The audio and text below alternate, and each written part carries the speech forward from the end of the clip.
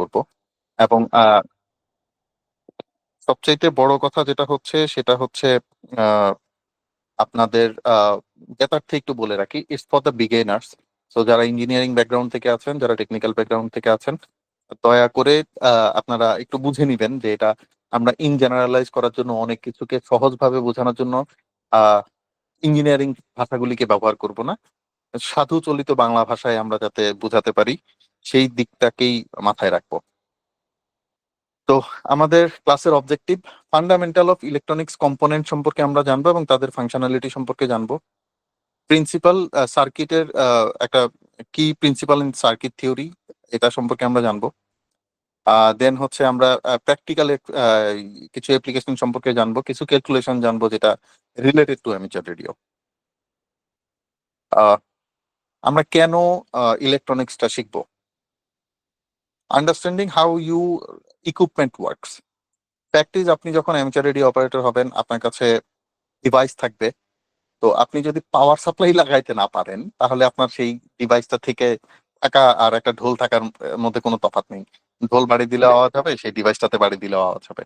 But ফাংশনালিটির জন্য আপনাকে অবশ্যই কিছুটা জানতে হবে, যাতে আপনি ট্রাবল শুট করতে পারেন, আপনি কিছু অ্যাডজাস্টমেন্ট করতে পারেন, ছোটখাটো নিজের কিছু ইকুইপমেন্টস আপনি তৈরি করতে পারেন সেটার জন্য।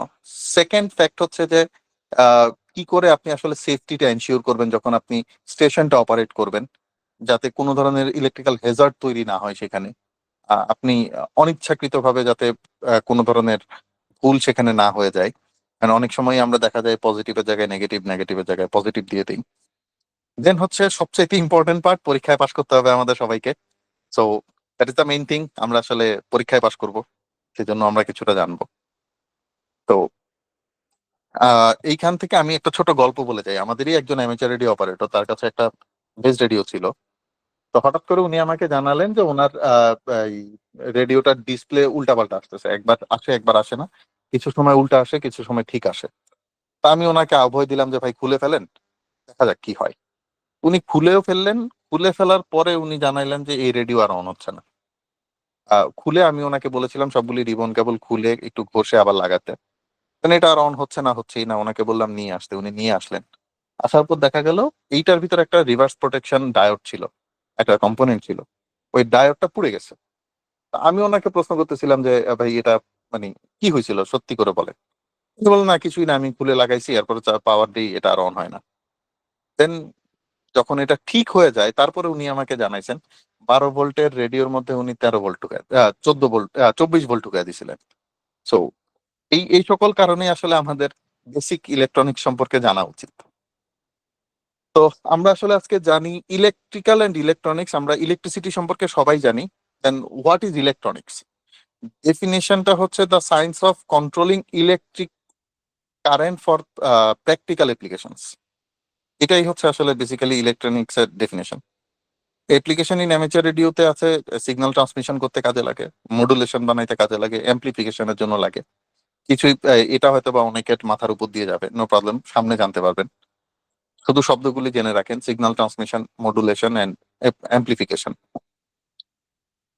বেসিক কনসেপ্ট অফ ইলেকট্রিসিটিতে যদি আমরা আসি, আমাদের চারটা জিনিসের উপর ডিপেন্ড করে আসলে আমাদের বেসিক ইলেকট্রিসিটি। একটা হচ্ছে কারেন্ট, একটা হচ্ছে ভোল্টেজ, একটা হচ্ছে রেজিস্ট্যান্স, একটা হচ্ছে পাওয়ার। তো আমরা কারেন্ট হচ্ছে ফ্লো অফ ইলেকট্রিক্যাল চার্জ, যেটা আসলে আমরা এম্পিয়ার হিসাবে চিনি। মানে একটা তারের ভিতর দিয়ে বা যে কোনো একটা কন্ডাক্টরের ভিতর দিয়ে যখন বিদ্যুৎ প্রবাহিত হয় সেটাকে আমরা বলি হচ্ছে এম্পিয়ার। ইলেকট্রিক পটেনশিয়াল ডিফারেন্স, এটাই হচ্ছে আসলে ভোল্টেজ। বেসিক্যালি আমরা এটার একটা রিলেশন বলি। যদি আপনি ধরে নেন আহ, একটা পাইপ, একটা পানির পাইপকে যদি আমরা চিন্তা করি। আচ্ছা, আমরা রেজিস্ট্যান্সটা একটু জেনে নিই। রেজিস্ট্যান্স হচ্ছে যে আসলে কারেন্ট ফ্লো এর বিপরীত পার্ট। মানে কারেন্ট মানে হচ্ছে এটার ভিতর দিয়ে বিদ্যুৎ প্রবাহিত হবে, আর রেজিস্ট্যান্স হচ্ছে যে যেটা ভিতর দিয়ে বিদ্যুৎ প্রবাহিত হতে পারে না, যেটাকে আমরা ওহমস বলি। এই রেজিস্ট্যান্সের একক হচ্ছে ওহমস। তো এই কারেন্ট, ভোল্টেজ আর ওহমস এর মধ্যে বা রেজিস্ট্যান্সের মধ্যে রিলেশনটা ধরে নেই হচ্ছে আমরা একটা পাইপ। আমরা দেখতে পাচ্ছি এখানে একটা ছবিতে। ভোল্টেজ হচ্ছে আপনার পাইপের ভিতর দিয়ে কি প্রেসারে পানি যাচ্ছে, এইটা হচ্ছে ভোল্টেজ। ধরেন একটা পানির পাইপের ভিতর দিয়ে যে পানি যে ফোর্সে বের হচ্ছে এটাকে আমরা ভোল্টেজ বলতেছি। কারেন্ট হচ্ছে সে পানির পাইপের সাইজটা কি, সেটা কোন সাইজের পানির পাইপ, 1 ইঞ্চি, 2 ইঞ্চি, 5 ইঞ্চি, 10 ইঞ্চি। তো এটা হচ্ছে আমাদের আসলে অ্যাম্পেয়ার। রেজিস্ট্যান্স হচ্ছে সে পানির পাইপের ভিতর ধরে নেন কোনো কারণে বালু ঢুকে গেছে, তাহলে প্রথমে যখন আপনার একই পানির পাইপে ধরে নেন ফার্স্টে প্রতি মিনিটে 20 লিটার করে পানি বের হতো, এখন যেখানে বালু ঢুকে এটা ব্লক হয়ে আসা বা বালু বা যে কোনো আয়রন ডাস্ট, আমরা বাসা বাড়িতে দেখি অনেক সময় পানির পাইপটা আস্তে করে ব্লক হতে থাকে। প্রথম দিন যে ফোর্সে পানি আসতো 3 বছর পরে হয়তো বা সেম ফোর্সে আর পানি বের হচ্ছে না, তখন সেখান থেকে পানি বের হচ্ছে খুবই ধীর গতিতে। তো এই যে ধীর গতিতে বের হচ্ছে সেটাই হচ্ছে আসলে আমাদের রেজিস্ট্যান্স। তাহলে আমরা তিনটা ব্যাপার পেয়ে গেলাম, একটা হচ্ছে ভোল্টেজ কি, কারেন্ট কি, আর রেজিস্ট্যান্স কি। এইটুকুন পর্যন্ত আপনাদের কোনো প্রশ্ন আছে কিনা যেটা রিলেভেন্ট টু দিস সাবজেক্ট?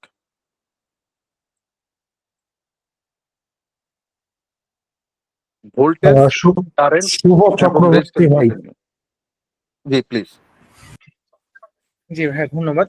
আমার যে কোয়েশ্চেনটা ছিল সেটা হচ্ছে অর্থাৎ রেজিস্ট্যান্স যে কাজটা করছে সেটা হচ্ছে আমার ভোল্টেজটাকে কি হচ্ছে ডিক্রিজ করার জন্য বা ডাউন করার জন্য ব্যবহার করা হচ্ছে মেইনলি।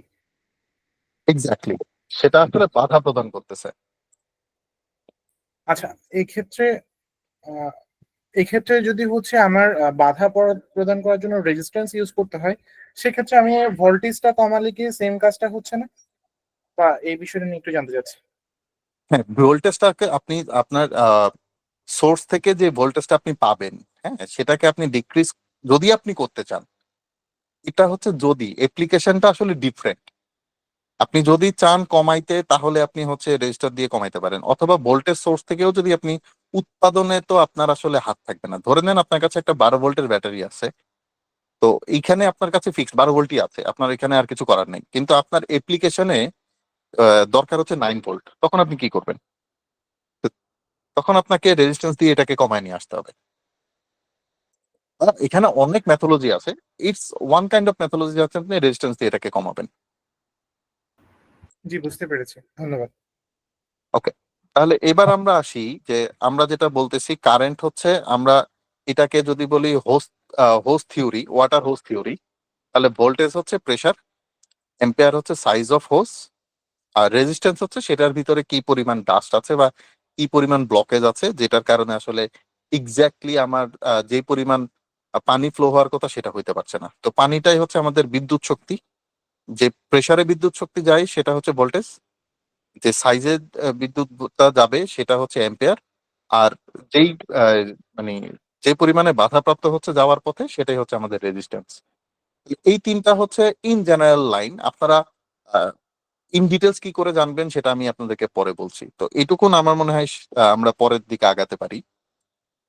আমাদের কি ইলেকট্রিক্যাল কম্পোনেন্টস আসলে কি কি আছে, কি কি মানে ইলেকট্রনিক কম্পোনেন্ট সম্পর্কে আমাদের জানতে হবে। ফার্স্ট হচ্ছে রেজিস্টর, তারপরে জানতে হবে ক্যাপাসিটর, তারপর জানতে হবে ইন্ডাক্টর, ডায়োড এন্ড ট্রানজিস্টর। আপনাদের এখন নোট রাখার দরকার নেই, এই স্লাইডটা আপনারা পেয়ে যাবেন, এবং এই ক্লাসটা রেকর্ডেড হচ্ছে, সো আপনারা রেকর্ডিংটাও আপলোডেড অবস্থায় পাবেন। সো আপনাদের এই মুহূর্তে নোট নেওয়ার দরকার নেই, আপনারা আহ, এখন ক্লাসের দিকে একটু মনোযোগী থাকেন। তো আমরা resistor, capacitor, inductor, diode and transistor, basically এই কয়েকটা কম্পোনেন্ট সম্পর্কে যদি আমাদের একটা ক্লিয়ার কনসেপ্ট থাকে, তাহলে আমাদের দৈনন্দিন কাজে অনেক সহযোগিতা পাবো আমরা। তাহলে আমরা একটু, রেজিস্টর বেসিক্যালি কাজ করে হচ্ছে কারেন্টকে লিমিট করতে। সরি, ওকে, রেজিস্টর কাজ করছে হচ্ছে আমার কোনো একটা সার্কিটের মধ্যে কারেন্টকে লিমিট করা। তো রেজিস্টর বিভিন্ন ধরনের আছে, যেমন ফিক্সড রেজিস্টর আছে, ভেরিয়েবল রেজিস্টর আছে, ফটো রেজিস্টর আছে, অ্যাডজাস্টেবল রেজিস্টর আছে, ট্যাপ রেজিস্টর আছে, থার্মোস্টর আছে। তো ফিক্সড রেজিস্টরটা হচ্ছে আসলে যেটার ভ্যালু ফিক্স থাকে, এটা কখনোই চেঞ্জ হয় না। ভেরিয়েবল হচ্ছে আমরা অনেক জায়গায় দেখি, আমাদের ভলিউম কন্ট্রোল করতে দেখি, অনেক সময় ফ্যানের রেগুলেটর আমরা ঘুরাই, এটা হচ্ছে আসলে ভেরিয়েবল, যেটাকে আসলে আপনি চেঞ্জ করতে পারেন ভ্যালুটা। ফটো রেজিস্টর হচ্ছে এটা আসলে আপনার আলোর উপর ডিপেন্ড করে, যেমন এটাকে বলা হয় এলডিআর, লাইট ডিপেন্ডেন্ট রেজিস্টর। এটাতে হচ্ছে যখন সূর্যের আলো পড়ে তখন এটা রেজিস্ট্যান্স কমে যায়, যখন সূর্যের আলো পড়ে যায় রেজিস্ট্যান্স বেড়ে যায়, এরকম কিছু আহ পার্ট থাকে, সেটা হচ্ছে আসলে ফটো রেজিস্টার। এডজাস্টেবল রেজিস্টারটা হচ্ছে অনেকটাই ভেরিয়েবলের মতো, কিন্তু এটাকে আসলে এডজাস্ট করতে হয় একটু ডিফারেন্ট অ্যাঙ্গেলে। আর ট্যাপড হচ্ছে যে এইটাকে আপনি বিভিন্ন মানে এটার ভ্যালুটা অনেক বড়, কিন্তু সেটাকে একটা নির্দিষ্ট জায়গায় ফিক্সড করে দেয়, পরবর্তীতে চাইলে সেটাকে আবার চেঞ্জ করে অন্য জায়গায় নিয়ে যাওয়া যায়, অথবা একটাই রেজিস্টার থেকে দুই ধরনের ভ্যালু বের করা যায়, এজন্য ট্যাপ রেজিস্টার ব্যবহার করা হয়। থার্মাল রেজিস্টারটা হচ্ছে আপনার যেটা বেসিক্যালি হচ্ছে তাপের উপর ডিপেন্ড করে রেজিস্ট্যান্স বাড়ে কমে। তো আমরা কিছু রেজিস্টার দেখতে পাচ্ছি, এখানে দেখতে দেখা যাচ্ছে যে ফিক্স রেজিস্টারটা দেখতে হয়, এটার কিছু ক্যালকুলেশন আছে, রেজিস্ট্যান্সের ক্যালকুলেশন করতে হয়, এটাকে কালার কোড বলা হয়। যে উপরে দেখতে পাচ্ছেন কিছু কালার দেওয়া আছে, এই ব্যান্ডগুলি দেখে, এই যে এই ব্যান্ডগুলির উপর ডিপেন্ড করে আসলে আমাদের রেজিস্ট্যান্স ক্যালকুলেশন করা হয় যে এইটার পুরাটার কত ওহমস এর রেজিস্ট্যান্স আছে এটাতে। তো এটা হচ্ছে ফিক্স রেজিস্টর, যেটা থিক ফিল্ম রেজিস্টর, এটা একটা ফিল্মের মাধ্যমে করা হয়, এটা বেসিক্যালি সিরামিক বেসড। আমরা যেটা বলছিলাম যে আলোর উপর ডিপেন্ড করে রেজিস্টিভিটি চেঞ্জ হয়, সেটা হচ্ছে এই এলডিআর। এই এটাতে মানে আলো পড়লে আমাদের অনেকের বাসায় আমরা দেখেছি যে একটা লাইট পাওয়া যায়, যেটা হচ্ছে দিনের আলোতে বন্ধ থাকে, রাত হলে এটা চালু হয়ে যায়, সেখানে এই এলডিআর ব্যবহার করা হয়। দেন এটাও একটা ফিক্সড রেজিস্টর। এটা হচ্ছে আসলে পটেনশিওমিটার, যেটাকে আমরা ভেরিয়েবল রেজিস্টার বলি, এটাও একটা পটেনশিওমিটার, ভেরিয়েবল রেজিস্টার। এটাকে এটা সামনের দিকে নব থাকে, এটা উপরে নব থাকে। সো মানে ইউজ কেস গুলি একটু ডিফারেন্ট, এগুলি সম্পর্কে আমরা আস্তে আস্তে জানবো ভবিষ্যতে। এটা হচ্ছে আমাদের সারফেস মাউন্ট এসএমডি কম্পোনেন্টের জন্য ব্যবহার করা হয়। এটা থার্মোস্টর। এটা এটা ওই যে ট্যাপ যেটা সেটা হিসাবে বা ফিক্সড হিসাবে এটা ব্যবহার করা হয়। এরকম বিভিন্ন ক্যাপাসিটি আছে, এগুলি আপনারা আস্তে আস্তে করে জেনে নিবেন। 1 ঘন্টার ক্লাসে এত কিছু জানানো একটু কঠিন। তো আমরা বেসিক্যালি এই হচ্ছে আমাদের রেজিস্টরের এই এই যে সিম্বলগুলি, এটা আপনাদেরকে একটু মনে রাখতে হবে, কারণ এমসিকিউতে এই সিম্বলগুলি আসবে। যে এই সিম্বলটা দেখলে বেসিক্যালি যখন আপনি এরকম সিম্বল দেখবেন, তাহলে ধরে নিবেন যে এটা একটা রেজিস্টরের সিম্বল। যে কোনো সার্কিটে যদি বেসিক্যালি একটা সার্কিট ডায়াগ্রামে এই ধরনের সিম্বল দেওয়া থাকে, সেটা দেখে বুঝতে হয় যে এখানে আসলে রেজিস্টর বসবে না অন্য কি বসবে। এবং অবশ্যই এটার পাশে হচ্ছে ভ্যালুটা লেখা থাকে, এখানে কত ভ্যালু রেজিস্টর ব্যবহার করতে হবে, বা আপনি যদি করতে হয় তাহলে ক্যালকুলেশন আছে, যেটা আমরা পরে জানবো। Capacitor. Capacitor is one kind of এটা হচ্ছে একটা ব্যাটারির মতো, যে স্টোর করে এবং রিলিজ করতে পারে খুব দ্রুত ইলেকট্রিক্যাল এনার্জিকে, সে স্টোর করে এবং খুব দ্রুত রিলিজ করতে পারে। এর একককে বলা হয় ফেরাড, এবং খুব কমনলি ইউজ হয় ন্যানোফেরাড, পিকোফেরাড, মাইক্রোফেরাড। তো এনএফ, পিএফ, ইউএফ। ইউএফ হচ্ছে বেসিক্যালি মাইক্রোফেরাড, পিএফ হচ্ছে পিকোফেরাড, এনএফ হচ্ছে ন্যানোফেরাড। তো এই ফেরাড দিয়ে আসলে বোঝানো হয়, এই হচ্ছে ক্যাপাসিটরের সিম্বল। ক্যাপাসিটর সাধারণত আমরা ধরে নেই দুই ধরনের, একটা হচ্ছে পোলারাইজড আর একটা হচ্ছে নন পোলারাইজড। পোলারাইজড আর নন পোলারাইজড হচ্ছে যেটার ভিতরে পজিটিভ এবং নেগেটিভ পার্ট থাকবে, আর যেটা নন পোলারাইজড এর কোনো পজিটিভ নেগেটিভ নাই, আপনি যে কোনো একভাবে এটা ব্যবহার করলেই হয়।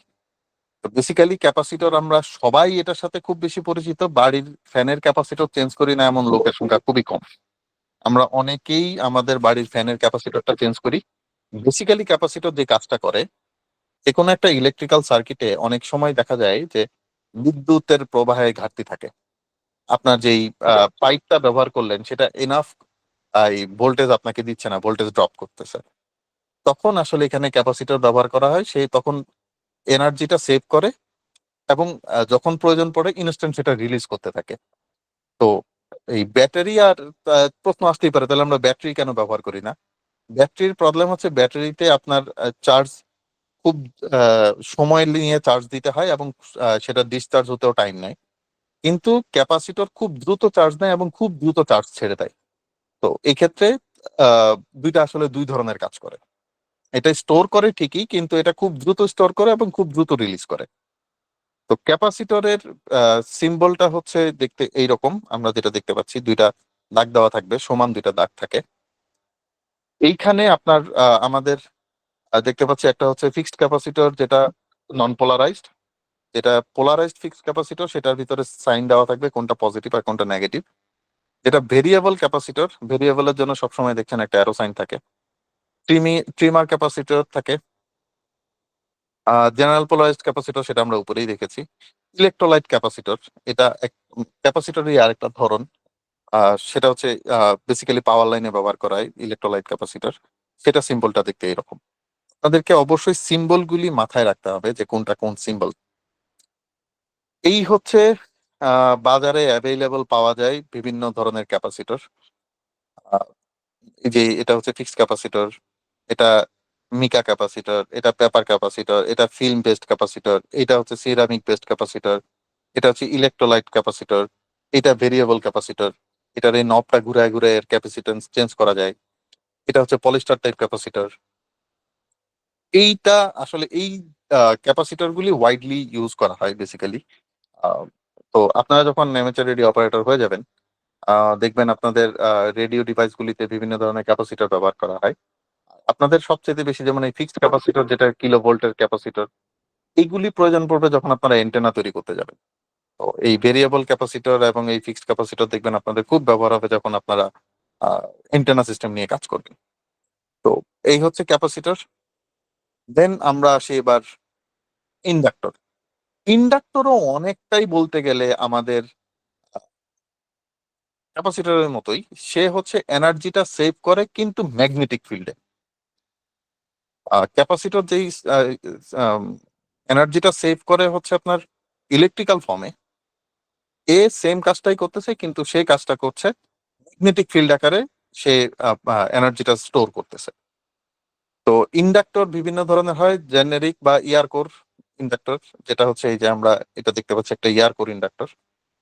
একটা হচ্ছে আয়রন কোর ইন্ডাক্টর, এটা হচ্ছে আয়রন কোর ইন্ডাক্টর।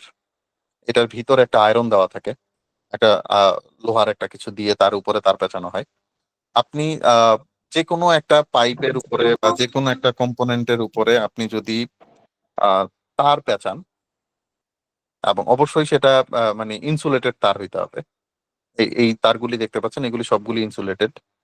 তো ইনসুলেটেড তার যদি আপনি পেঁচান তাহলে এর ভিতরে একটা ইন্ডাকটেন্স তৈরি হবে, ক্যাপাসিটেন্সও তৈরি হয়, পাশাপাশি ইন্ডাকটেন্সও তৈরি। তো এটা হচ্ছে ফ্যারাইড কোর বেসড ইন্ডাক্টর, যেটা আমাদের অ্যামেচারদের জন্য খুব বেশি জরুরি, খুব প্রয়োজন পড়ে ফ্যারাইড কোর বেসড ইন্ডাক্টর। দেন ববিন বেসড ইন্ডাক্টর, এটা বেসিক্যালি অ্যাসেম্বলিতে ব্যবহার করা হয়। এটা হচ্ছে ভেরিয়েবল ইন্ডাক্টর। এটা হচ্ছে মাল্টিলেয়ার সিরামিক ইন্ডাক্টর, অ্যাসেম্বলিতে খুব বেশি ব্যবহার করা হয়। তো এইটা হচ্ছে আমাদের সিম্বল, যেটা আসলে ইন জেনারেলি ব্যবহার করা হয়। জেনারিক বা ইয়ার কোর, আয়রন কোর। এটা হচ্ছে আয়রন কোরের অল্টারনেটিভ। এটা হচ্ছে আয়রন কোরের বাহিরা অপারেশনে বা এই ধরনের ক্যাপাসিটরে আসলে এই সাইনটা, সরি, ইন্ডাকটেন্স এটা ব্যবহার করা হয়। যেটা ইনসাইডে দেখাচ্ছে সেটা এই ধরনের ব্যবহার করা হয়। আর এটা হচ্ছে জেনেরিক, যেটা ইয়ার কোর। এখন নতুন সিম্বল হিসাবে এরকম আসে। তো এটা আগে ছিল, এখন এগুলি ব্যবহার হচ্ছে। তো এই ইন্ডাক্টরের একক হচ্ছে হেনরি। আপনার কত হেনরি ইন্ডাকটেন্স দরকার পড়ে, তো মেজারিং ইয়াটা হচ্ছে হেনরি, সিম্বলটা হচ্ছে এইচ। পরীক্ষায় আসবে সিম্বল থেকে, সিম্বলটা দিবে, অথবা এখান থেকে যে কোনো একটাকে তুলে দিয়ে বলবে যে এটা কি, তা নিচে টিক চিহ্ন দাও। অথবা বলতে পারে যে ইন্ডাক্টরের একক কি, অথবা এটা সিম্বল কি, এই প্রশ্ন আসতে পারে। দেন আমরা আসি ডায়োড। ডায়োড বেসিক্যালি এটা অনেকটা হচ্ছে আমাদের ওই যে পানির ট্যাঙ্কির গেট বাল্বের মতো। এটাকে যে কোনো একদিকে পানি ফ্লো করতে হেল্প করে, উল্টা পাশে পানি যাতে আসতে না পারে, মানে রিভার্স প্রোটেকশন করা। ধরেন আহ, আমরা চাচ্ছি পজিটিভ থেকে নেগেটিভের দিকে কারেন্ট ফ্লো করবে। বেসিক্যালি ডিসি সবসময় পজিটিভ থেকে নেগেটিভ দিকে ফ্লো করে। তো সেইখানে ডায়োডটা বেসিক্যালি যে কাজটা করে, সিম্বলটাতেই বোঝা যায় এর আসলে কাজ কি। সিম্বলে দেখা যাচ্ছে একটা দিকে অ্যারো দিয়েছে, তার মানে এদিক থেকে এদিকে বিদ্যুৎ প্রবাহিত হতে পারবে। আবার এই এই বাধা দিয়ে বোঝাচ্ছে এই পাশ থেকে এদিকে কোনো বিদ্যুৎ আসবে না। তাহলে এই পাশে যদি আপনি পজিটিভ সিগন্যাল দেন, সেটা সবসময় নেগেটিভের দিকে ফ্লো হইতে থাকবে। আপনি যদি তারটা উল্টা লাগায় দেন, এই পাশে পজিটিভ আর এই পাশে নেগেটিভ লাগান, তাহলে এটার ভিতর দিয়ে কখনোই বিদ্যুৎ প্রবাহিত হবে না। তো ডায়োড বেসিক্যালি কারেন্টকে অ্যালাউ করে ওয়ান ডিরেকশনে প্রোভাইড করার জন্য, যে কোনো একদিকে চলবে। তো বেসিক্যালি এইটা এই ফরম্যাটেই দেখায়। অন্যগুলি একটু হায়ার লেভেলের সিম্বল, ওইগুলি আমাদের জানার দরকার নেই। আমরা শুধুমাত্র এই সিম্বলটাই যদি দেখি আর নিচের সিম্বলটা, এই দুইটা আমাদের জন্য জরুরি। জেনেরিক ডায়োড এইটার ওয়াইডলি ব্যবহার হয় আমাদের আহ, যে কোনো জায়গাতে আমরা বিদ্যুৎ প্রবাহর দিকটা ঠিক রাখতে গেলে, যাতে ডিভাইস নষ্ট না হয়ে যায়, যাতে রিভার্স পোলারাইজড কেউ করতে না পারে, যে নেগেটিভে পজিটিভ আর পজিটিভে নেগেটিভ লাগাই দিলে উড়ে গেল, ডিভাইসটা পুড়ে গেল, এরকম যাতে না ঘটে সেই জন্য করা হয়। পাশাপাশি এসি কারেন্টকে ডিসি কারেন্টে রূপান্তর করার জন্য আসলে এই ডায়োড ব্যবহার করা হয়। আর এই হচ্ছে জিনার ডায়োড। বেসিক্যালি জিনার ডায়োড ব্যবহার করা হয় হচ্ছে আপনার কারেন্ট একটা নির্দিষ্ট ভোল্টেজ এর ভিতর দিয়ে পাস করতে পারে। ধরে নেন যে আপনি 5 ভোল্ট চাচ্ছেন, যদি 5 ভোল্টের বেশি হয় তাহলে এটা দিয়ে পার হবে না, আবার যদি 5 ভোল্টের নিচে হয় তাও এটার ভিতর দিয়ে যাবে না। কনস্ট্যান্ট একটা ভোল্টেজ ট্রান্সমিট করার জন্য জিনার ডায়োড ব্যবহার করা হয়। তো এটা photo diode, tunnel diode, Schottky diode, এগুলির প্রত্যেকটা দিয়ে আলাদা আলাদা ইউজ কেস আছে। এলইডি, লাইট ইমিনেটিং ডায়োড, যেটা আমরা খুব বেশি দেখি এখনকার যুগে, আমাদের সবার ঘরে এখন এলইডি লাইট জ্বলে। এই এলইডি লাইটটা হচ্ছে, এর এলইডি পুরো নাম হচ্ছে লাইট ইমিনেটিং ডায়োড। এইটাও পজিটিভ থেকে নেগেটিভ দিকে যায় এবং এটারও পোলারাইজেশন আছে, পজিটিভ লেগ এবং নেগেটিভ লেগ। আপনি যদি পজিটিভে পজিটিভ এবং নেগেটিভে নেগেটিভ না লাগান তাহলে এটা চলবে না। এটাকে অবশ্যই আপনাকে পোলারাইজেশন মেনটেন করতে হবে, যদি রিভার্স করে দেন এটা চলবে না আর। তো বেসিক্যালি হচ্ছে ডায়োড। দেন আসি আমরা ট্রানজিস্টর। ট্রানজিস্টর অনেক ক্ষেত্রেই কাজ করে হচ্ছে আপনার, আইদার এটা সুইচ হিসাবে কাজ করে অথবা এটা অ্যাম্পলিফায়ার হিসাবে কাজ করে। ধরে নেন আপনি কোনো একটা সুইচ কন্ট্রোল করতে চাচ্ছেন। আমরা বাসা বাড়ির যে সুইচ থাকে সেই সুইচটাকে কন্ট্রোল করি একটা ম্যানুয়াল প্রেসের মাধ্যমে। ধরেন আমরা হাতে চাপ দিই, এটা অন হয়, আবার হাতে চাপ দিয়ে এটা অফ করে দিই। এই সুইচিংটাই যদি আমরা কোনো একটা সার্কিটের মাধ্যমে করতে চাই, ধরে নেন আপনার কাছে একটা রিমোট আছে, সেই রিমোট দিয়ে আপনি এটা অন অফ করবেন। অথবা আপনি চাইলেন যে এখনকার আইওটি অনেক ডিভাইস আছে যেগুলি দিয়ে আপনি চাচ্ছেন কোন একটা সার্কিটকে কন্ট্রোল করতে, তখন বেসিক্যালি আপনার ট্রানজিস্টর ব্যবহার করা হয়। ট্রানজিস্টরে মূলত থাকে দুই ধরনের ট্রানজিস্টর, একটা PNP transistor, positive negative positive, অথবা NPN transistor, negative positive negative. তাহলে এই এনপিএন আর পিএনপি কি জিনিস? যেটা পিএনপি, ধরে নেই আমরা এটা হচ্ছে একটা পিএনপি ট্রানজিস্টর। এখানে তিনটা পার্ট আছে, একটা হচ্ছে বেস পার্ট, একটা কালেক্টরাল, আর একটা হচ্ছে ইমিটার। আপনি বেজে যদি দেখেন, ফার্স্টে বলা হচ্ছে পি, তাহলে ধরে নেন কালেক্টরে আপনার পজিটিভ দিবেন, এন্ড পি হচ্ছে ইমিটারে আর আপনি আরেকটা পি দিবেন। মিডলের যে লেগটা থাকবে, দেখেন প্রত্যেকটা ট্রানজিস্টরে তিনটা লেগ আছে, এই মাঝখানে যে লেগটা থাকবে সেটাতে আপনি নেগেটিভ ইনপুট দিবেন। যখনই এখানে কোনো নেগেটিভ সিগন্যাল সে পাবে বা কোনো নেগেটিভ ইনপুট পাবে, তখন সে এই ইমিটার থেকে কালেক্টরালের দিকে পজিটিভ ভোল্টেজকে পাস করবে।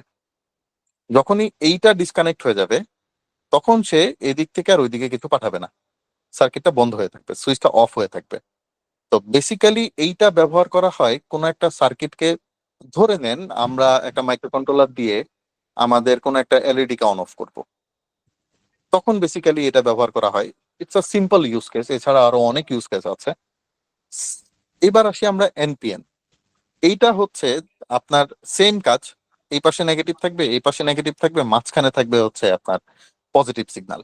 এখানে যখন আপনি পজিটিভ সিগন্যাল ইনপুট করবেন তখন এই সুইচটা অন হয় এবং কালেক্টরাল থেকে ইমিটারের দিকে নেগেটিভ ফ্লো করে। তাহলে একটা কমন পার্ট হচ্ছে যে বেজের মধ্যে আপনাকে সিগন্যাল পাঠাইতে হবে আইদার পজিটিভ অথবা নেগেটিভ।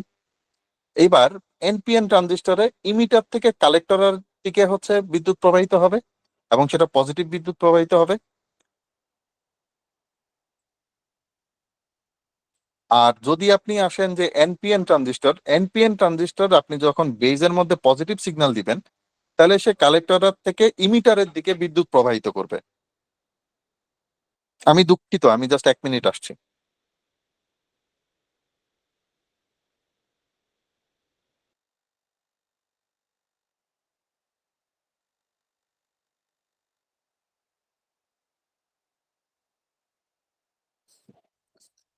দুঃখিত।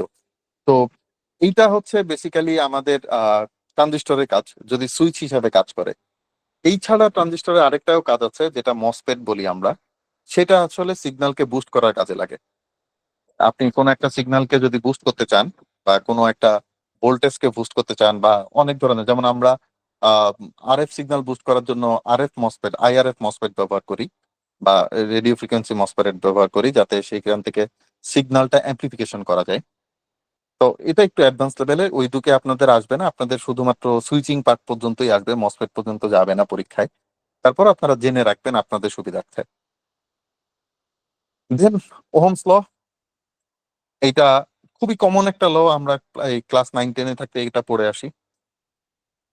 V equal two IR, voltage equal to amplifier, sorry, current into resistance. V হচ্ছে আমাদের ভোল্টেজ, আই হচ্ছে কারেন্ট মানে অ্যাম্পিয়ার, আর আর হচ্ছে রেজিস্ট্যান্স। তো আপনার কাছে যদি ধরেন ভোল্টেজ থাকে আর আপনার কাছে যদি কারেন্ট থাকে, তাহলে আপনি ওই সার্কিটের রেজিস্ট্যান্স বের করতে পারবেন। আপনার কাছে যদি শুধু রেজিস্ট্যান্স থাকে আর আপনার কাছে যদি কারেন্ট থাকে, তাহলে এখানে কত ভোল্ট আছে সেটা আপনি বের করতে পারবেন। তো এই ক্যালকুলেশনটা আপনারা করে নেবেন অবশ্যই। ভি ইকুয়াল টু আইআর, এখানে দেখা যাচ্ছে যে আসলে আপনার ধরেন সেই হোসের একটা থিওরিটা আমরা দেখে আসলাম যে পানির পাইপের মধ্যে রিলেশন ইলেকট্রিসিটিতে।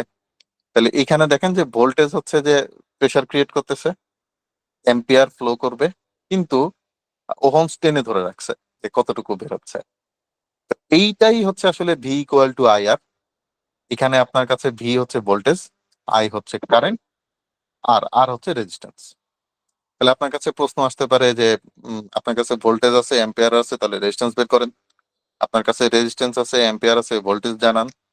আপনার কাছে হচ্ছে ভোল্টেজ আছে আর অ্যাম্পিয়ার আছে, রেজিস্ট্যান্স বের করেন। এই তিনটাই আপনার বেসিক্যালি, এই তিনটা যে কোনো একটা প্রশ্ন আপনার পরীক্ষায় আসবেই। তো এটা ইন জেনারেল আমাদের অনেক কাজেই লাগে, তো এটাও আপনারা একটু জেনে রাখবেন, আপনাদের জন্য সহজ হবে। তো এইটুকুন পর্যন্ত আমরা যে কয়েকটা জিনিস জানলাম, রেজিস্টর, ক্যাপাসিটর, ইন্ডাক্টর, ট্রানজিস্টর আর ডায়োড, এই কি কম্পোনেন্টসে আপনাদের কোনো প্রশ্ন আছে কিনা? দেখেন, আমি খুবই লেম ভাবে আপনাদেরকে বুঝিয়েছি, যেটা আসলে ইলেকট্রিক্যাল ইঞ্জিনিয়াররা যারা আছেন বা যারা টেকনিক্যাল ব্যাকগ্রাউন্ড থেকে বিলং করেন, তাদের কাছে এটা মনে হবে যে খুবই দুষ্টামি করা হয়েছে। তো ট্রু, আমি আগেই অ্যাডমিট করছি যে এটা ইন জেনারেল ওয়েতে মানুষকে মানে আপনাদেরকে বোঝানোর জন্য আসলে মূল কাজ। তো এখানে যদি আপনাদের কারো কোনো প্রশ্ন থাকে, please go ahead. Mazharul Islam সৈকত ভাই। আচ্ছা, আমরা বাসা বাড়িতে ওয়াট হিসেবে ক্যালকুলেট করি আর কি, অ্যাম্পিয়ার আর ওয়াটের রিলেশনটা একটু জানতে চাই। আচ্ছা, যেটা হচ্ছে P equal to V into I, এটা হচ্ছে সেই পাওয়ারের ফর্মুলা। আমি কি এটা মিস করে গেছিলাম? সরি, আমি পাওয়ার পাওয়ার ক্যালকুলেশনটা মিস করে গেছি। P equal to V into I, বা আপনি বলতে পারেন watt equal to voltage into current. যদি আমরা ধরে নেই একটা বাল্ব বা একটা ফ্যান 100 ওয়াটে চলে, তাহলে আমাদের দুইটা ভ্যালু আমরা জানি। একটা হচ্ছে আমরা জানি এটার 100 ওয়াট, এবং আমরা জানি এর ভোল্টেজ হচ্ছে, আমাদের যেহেতু এসি লাইনে চলবে, তাহলে এটার ভোল্টেজ হচ্ছে 220। তাহলে 100-কে আমরা 220 দিয়ে যদি ভাগ করি, তাহলে 0.45 এম্পিয়ার বা 47 এম্পিয়ারের মতো আসবে। তো রিলেশনটা হচ্ছে ডাব্লিউ ইকুয়াল টু এম্পিয়ার, মানে watt equal to ampere into voltage, অথবা ভোল্টেজ ইন্টু এম্পিয়ার, আপনি যেটাই বলেন। তাহলে আমাদের এসি লাইন যদি হয়, কমনলি আমরা জানি আমাদের ঘর বাড়িতে যে এসি আছে, মানে যে বিদ্যুৎটা আসে সেটা হচ্ছে 220 এসি কারেন্ট আসে। ক্লিয়ার ভাইয়া? জি, ক্লিয়ার, থ্যাংক ইউ। আচ্ছা, এখানে আরো একটা জিনিস একটু জেনে রাখেন, যারা অনেকেই হয়তো বা জানবেন না। আমরা যে বলি ইউনিট বিদ্যুৎ, 1 ইউনিট বিদ্যুৎ মানে হচ্ছে 1000 ওয়াট বিদ্যুৎ যদি 1 ঘন্টা ধরে ব্যবহার করা হয়। ধরেন একটা ফ্যান 100 ওয়াট বিদ্যুৎ ব্যবহার করে, তাহলে সে 100 ওয়াট বিদ্যুৎ যদি 10 ঘন্টা চলে, তাহলে 1000 ওয়াট বিদ্যুৎ হবে। তাহলে 1000 ওয়াট যখন 1 ঘন্টা ধরে চলবে, তখন সেটা আপনার হবে 1 ইউনিট। তার মানে এই ফ্যান যেহেতু 100 ওয়াটের, তাহলে 10 ঘন্টা চললে সে 1 ইউনিট বিদ্যুৎ তুলবে। তো এটা আপনারা খুব ইজিলি আপনাদের ইলেকট্রিসিটি বিল ক্যালকুলেশনে আপনাদের জন্য সহজ হবে। ওকে, সেকেন্ড, আর কোনো কোয়ারিজ?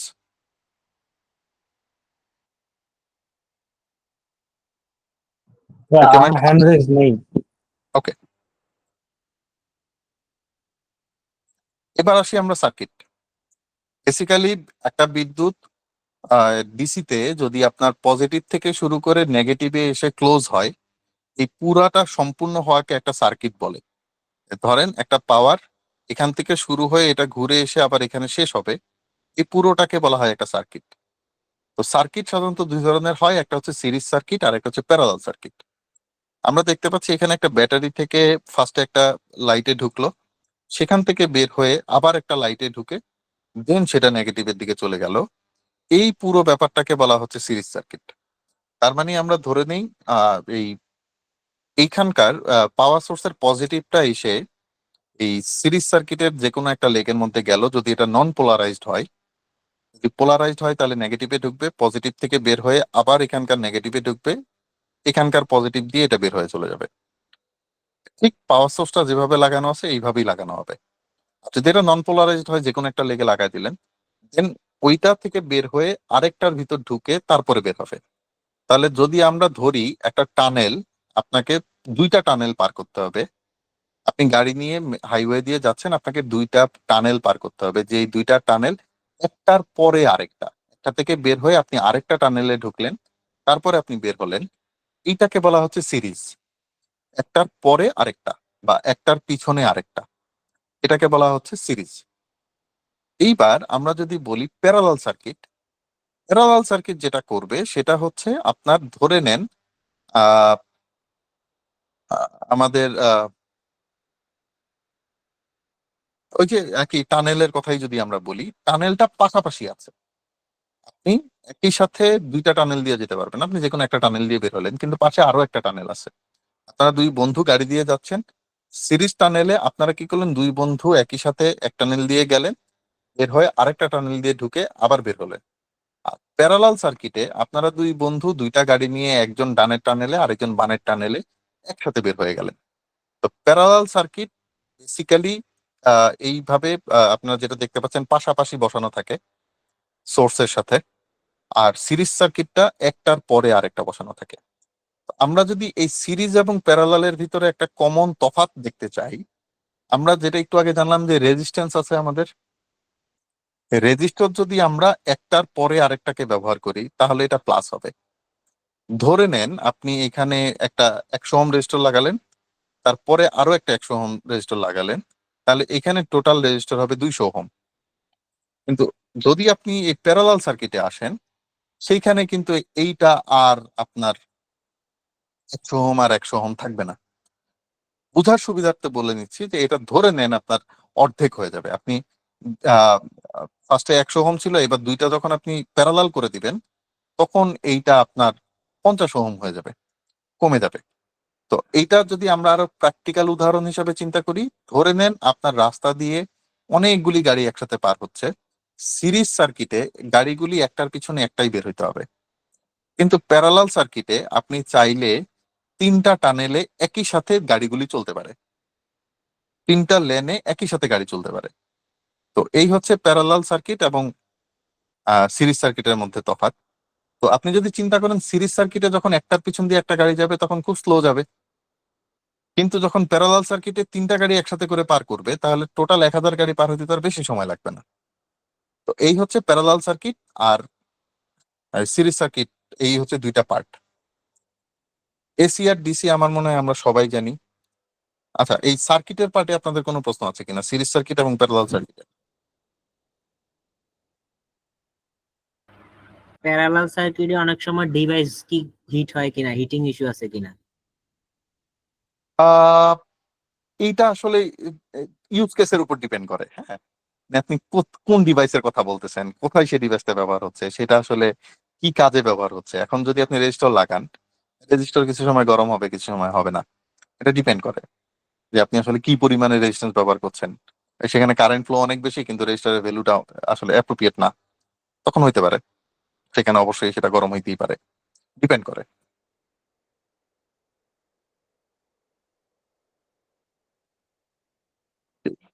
শেখ মাহতাবুর রহমান ভাই।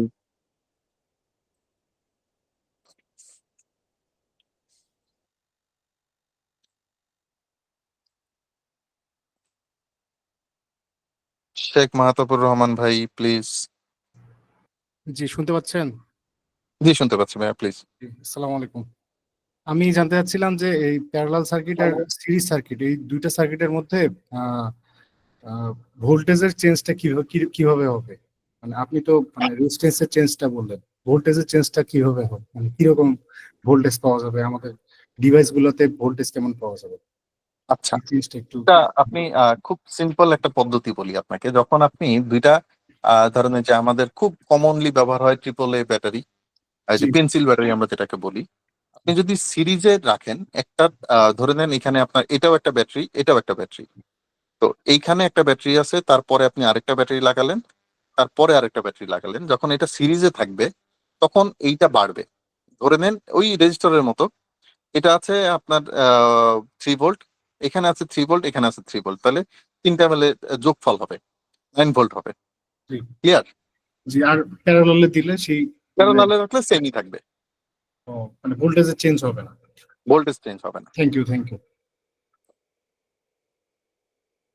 ওকে, আর কোনো কোয়ারিজ এইচএমএক্স?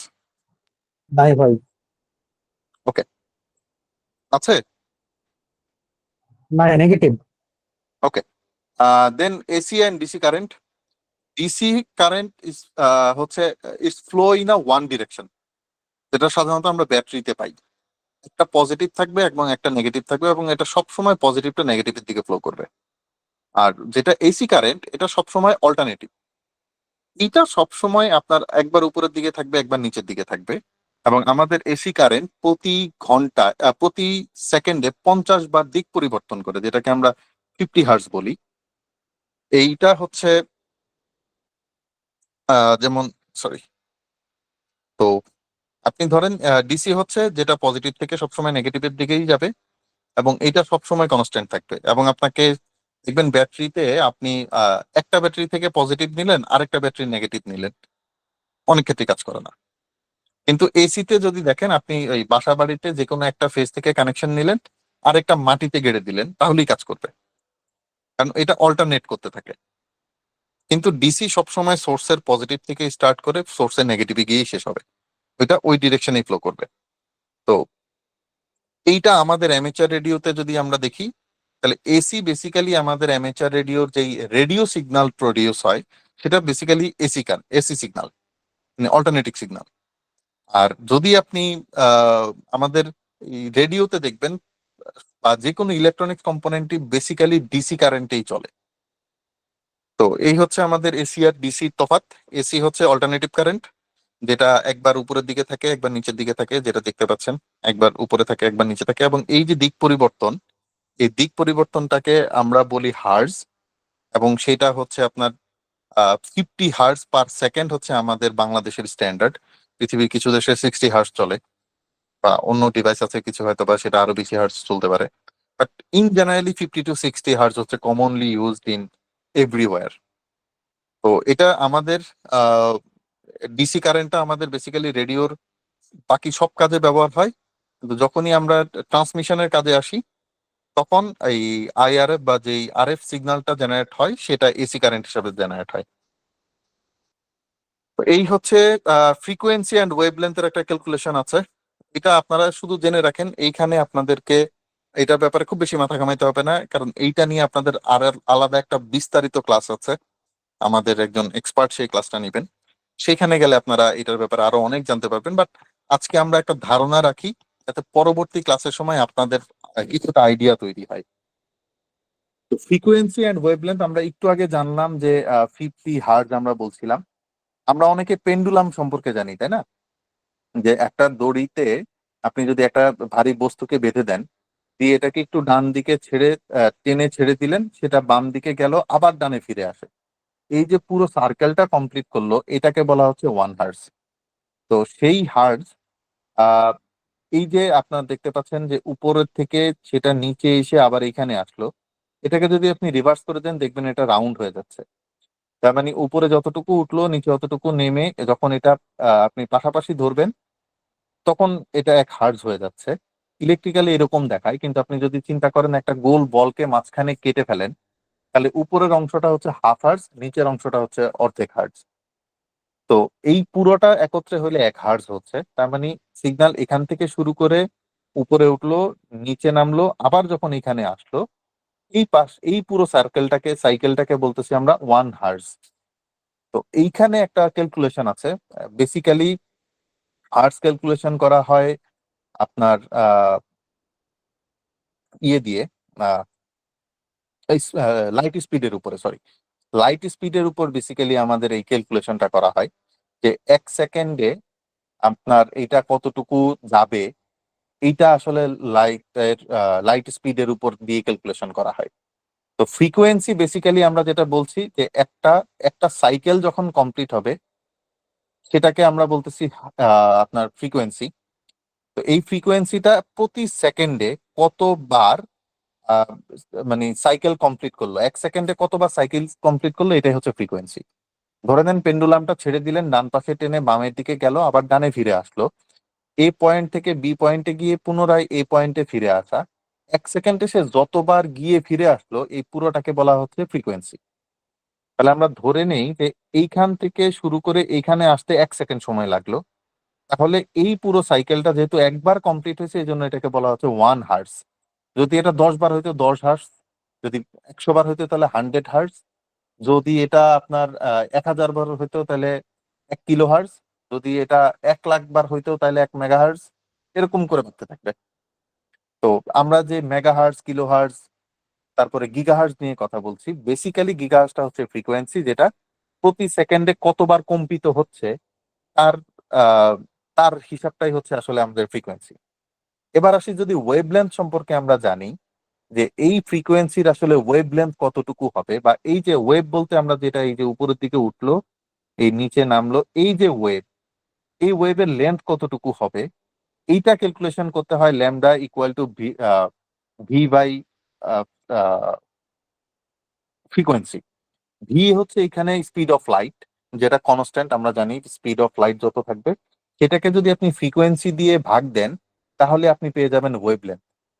এই ওয়েভলেন্থটা আমাদের রেডিওতে খুব বেশি ব্যবহার করা হয় আহ, অনেকগুলি কাজে। এর ভিতরে একটা ইম্পর্টেন্ট কাজ হচ্ছে আমাদের এন্টেনার লেন্থ বের করা, যে আমাদের রেডিওর জন্য কোন এন্টেনা ব্যবহার করতে হবে, সেটার লেন্থ কতটুকু হবে, সেটা বের করতে আসলে আমাদের এই ক্যালকুলেশনটা দরকার হয়। Lambda equal to V by frequency, এইটা হচ্ছে আমাদের খুব বেশি জরুরি। ওয়েভলেন্থের একক হচ্ছে ল্যামডা, এবং সেটা দেখতে অনেকটা এর মতো। তো এই ক্যালকুলেশনটা আপনাদের পরীক্ষায় আসবে, এটা নিয়ে আপনাদের বিস্তারিত আরো ক্লাস আছে। আমি শুধুমাত্র একটা জাস্ট ধারণা দিলাম আপনাকে। ফ্রিকোয়েন্সি আমাদের এই মানে ওয়েভলেন্থ এন্টেনাতেও যেমন ব্যবহার হয়, পাশাপাশি আমরা বলি 2 metre band, 70 centimetre band, 80 metre band, 40 metre band, 20 metre band.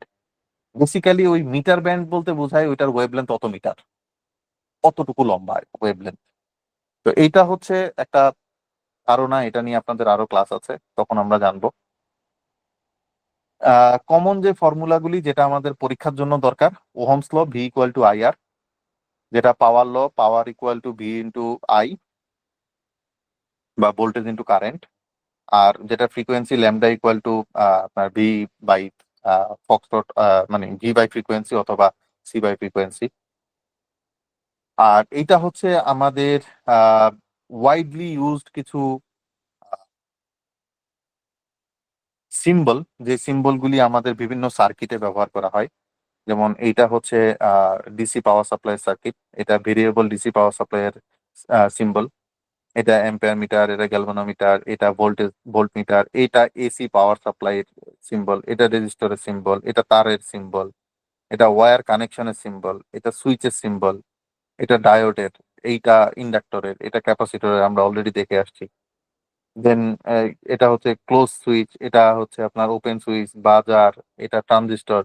এবং এই যে এই নিচের দিকে দেখলে আপনি এই সিম্বল দেখলেই বুঝতে পারবেন এটা কি পিএনপি না এনপিএন।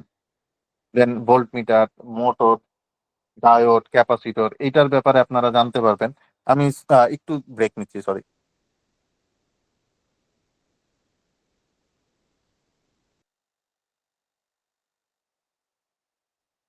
দেন এই হচ্ছে ground, LDR, ampere meter, lamp, fuse, এই সিম্বলগুলি আপনাদেরকে একটু জেনে রাখতে হবে, যাতে আপনারা খুব ইজিলি থার্ড ক্লাসে আপনাদেরকে সার্কিট সম্পর্কে জানানো হবে, তখন আপনারা রিলেট করতে পারবেন।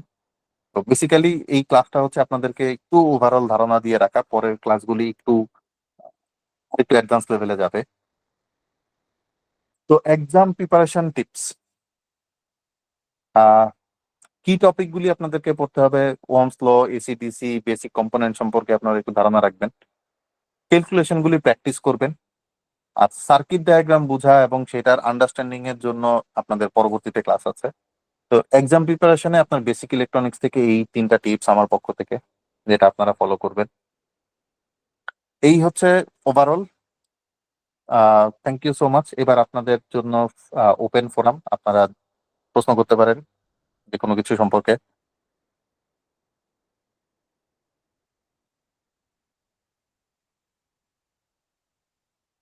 HMX, মুশফিকুর রহমান ভাই। আচ্ছা ভাই, আমি একটু লেম টাইপের একটা কোশ্চেন করি। বেসিক্যালি আপনি যে ফ্রিকোয়েন্সির ইয়াটা দেখাচ্ছিলেন, তো ওখান থেকে আমার একটা মাথায় আসলো, আমরা অনেক সময় শুনেছি 20 মিটার ব্যান্ডের হাফ সাইকেল বা কোয়ার্টার সাইকেল আমরা ইয়া করি যখন অ্যান্টেনা তৈরি করি, ওই ক্ষেত্রে ক্যালকুলেশন করি। তো আমি ফুল ইউজ করলে আমার প্রফিটটা কি, কোয়ার্টার ইউজ করলে প্রফিটটা কি, আর হাফ সাইকেল ইউজ করলে আমার প্রফিটটা কি, এটা একটু জানার ইচ্ছা আর কি।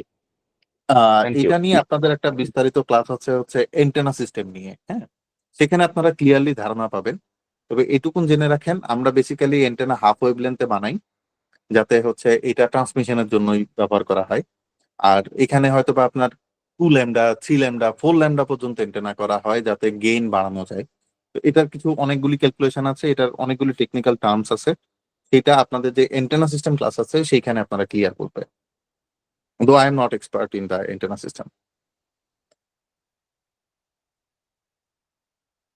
আচ্ছা, একটু ইন্টারাপ্ট করলাম, যারা যারা এখন অ্যাটেন্ডেন্স দেন নাই বা মিস করেছেন, চ্যাট বক্সে অ্যাটেন্ডেন্সের ফর্মের লিঙ্কটা দেওয়া আছে, ওটা একটু কাইন্ডলি পূরণ করবেন। আর আরেকটা হ্যান্ড রেজ আছে, নাদিয়া আক্তার, আপনার প্রশ্নটা করবেন। জি, আসসালামু আলাইকুম। আমি মোহাম্মদ আরাফাত হোসেন। আমি আমার বাসার মোবাইল দিয়ে আর কি আমি ক্লাসে জয়েন করেছিলাম। তো আব্দুল্লাহ ভাইয়ের কাছে একটা কোশ্চেন ছিল, এটা হলো একটা এখান থেকে কিছুটা অপশনাল। সেটা হলো মানে অনেকদিন ধরে জানার ইচ্ছা ছিল এই এমএচআর রেডিও সম্পর্কে। তো কিছু কিছু মানে ভিডিও দেখে বা কিছু স্টাডি করা শুরু করেছি। তো আসলে আমরা যে যে ফ্রিকোয়েন্সিটা ইউজ করতেছি বা করতেছি, বাট প্রশাসনিকের ক্ষেত্রে যে তারা হ্যান্ড ইউজ করতেছে বা এত সুন্দর ক্লিয়ার ক্রিস্টাল সাউন্ড পাচ্ছে, আসলে কি ওনারা কি ইউএইচএফ বা ভিএইচএফ এর মাধ্যমে কথা বলে, নাকি না ওনাদের সিস্টেমটা অন্যরকম থাকে আর কি? Thank you. ওকে, অবশ্যই ওনারা হয় ইউএইচএফ, নয়তো ভিএইচএফ, নাহলে এসএইচএফ, কোনো না কোনো একটা তো আরএফ ব্যবহারই করছে। বেসিক্যালি আমাদের এখানে আরবান সিটিতে ইউএইচএফ ব্যবহার করা হয়। ঢাকা বা এরকম যেখানে কনক্রিটের দেয়াল অনেক বেশি, সেখানে আসলে আপনার ইউএইচএফ ব্যবহার করা হয়। তো ওনাদের ওই ক্লিয়ার শুনতে পাওয়াটা এমএচআরদের এখানেও ক্লিয়ার শুনতে পাওয়া যায়, কিন্তু ওনারা প্রচুর অনেক রিপিটার ব্যবহার করে। ধরেন একটা এজেন্সি হয়তোবা পুলিশের ঢাকা শহরে হয়তোবা 15-20টা রিপিটার থাকতে পারে, ডিপিডিসির হয়তো বা 10-12টা রিপিটার আছে। তো যেহেতু ওনারা একটা এজেন্সি, ওনাদের ফান্ড অনেক বেশি, ওনারা অনেক সাউন্ড এবং হচ্ছে অনেক অ্যাডভান্সড ইকুইপমেন্টস ব্যবহার করে। সেকেন্ড হচ্ছে যে পুলিশের এখন কোনো ধরনের নয়েজই শোনা যায় না রেডিওতে, কারণ হচ্ছে তারা এখন ডিএমআর ব্যবহার করে। তো ডিএমআর হচ্ছে ডিজিটাল মোবাইল রেডিও, ওই ডিএমআর এ কোনো নয়েজ থাকে না, ওটা একদমই ক্লিন। ওইটা অনেকটা ওই যে আমাদের আগের সিটি সেলের মতো, এক ডাক নেটওয়ার্ক থাকলেই ক্লিয়ার কথা শোনা যাবে, আর যদি শোনা না যায় তাহলে শোনাই যাবে না। এটা ওই গ্রামীণ ফোন বা হচ্ছে এয়ারটেলের মতো না, যে নেটওয়ার্ক ফুল থাকলেও মাঝে মাঝে কথা কেঁপে কেঁপে আসে। জি ভাইয়া, বুঝতে ধন্যবাদ। পারছেন ভাইয়া? জি জি, ধন্যবাদ। আমার আরেকটা কোশ্চেন ছিল, সেটা হলো যে আমাদেরটাও কি রিপিটার সিস্টেম বা আমাদের কোনো এমএচআর রেডিও কি রিপিটার সিস্টেমে কোনো ব্যবস্থা করে রেখেছে কেউ বা আমাদের সোসাইটি থেকে? বাংলাদেশে অনেক আগে একটা রিপিটার ছিল, সেটা হচ্ছে বাংলাদেশ অ্যামেচার রেডিও লিগের। সেই রিপিটারটা এখন আর কাজ করছে না, এই মুহূর্তে সেটা বন্ধ আছে। আর উম, আমার জানা মতে এই মুহূর্তে কোনো অ্যাক্টিভ রিপিটার আমাদের নাই। থ্যাংক ইউ ভাইয়া। ওকে ওকে, thank you so much.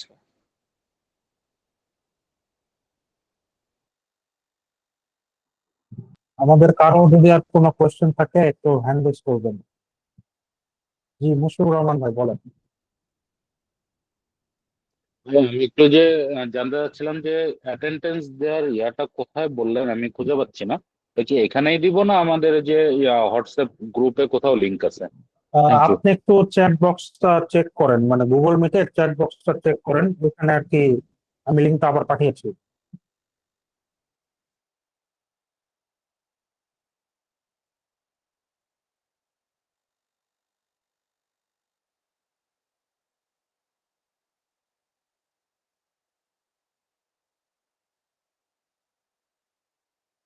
Abdullah Al Sakib Chowdhury. Hello, আসসালামু আলাইকুম। আচ্ছা, আমার একটা কোয়েশ্চেন ছিল যে রিপিটারের এক্সাক্ট কাজটা কি, আর একটা রিপিটার সেট আপ করতে মানে এটা কত খরচ করতে পারে?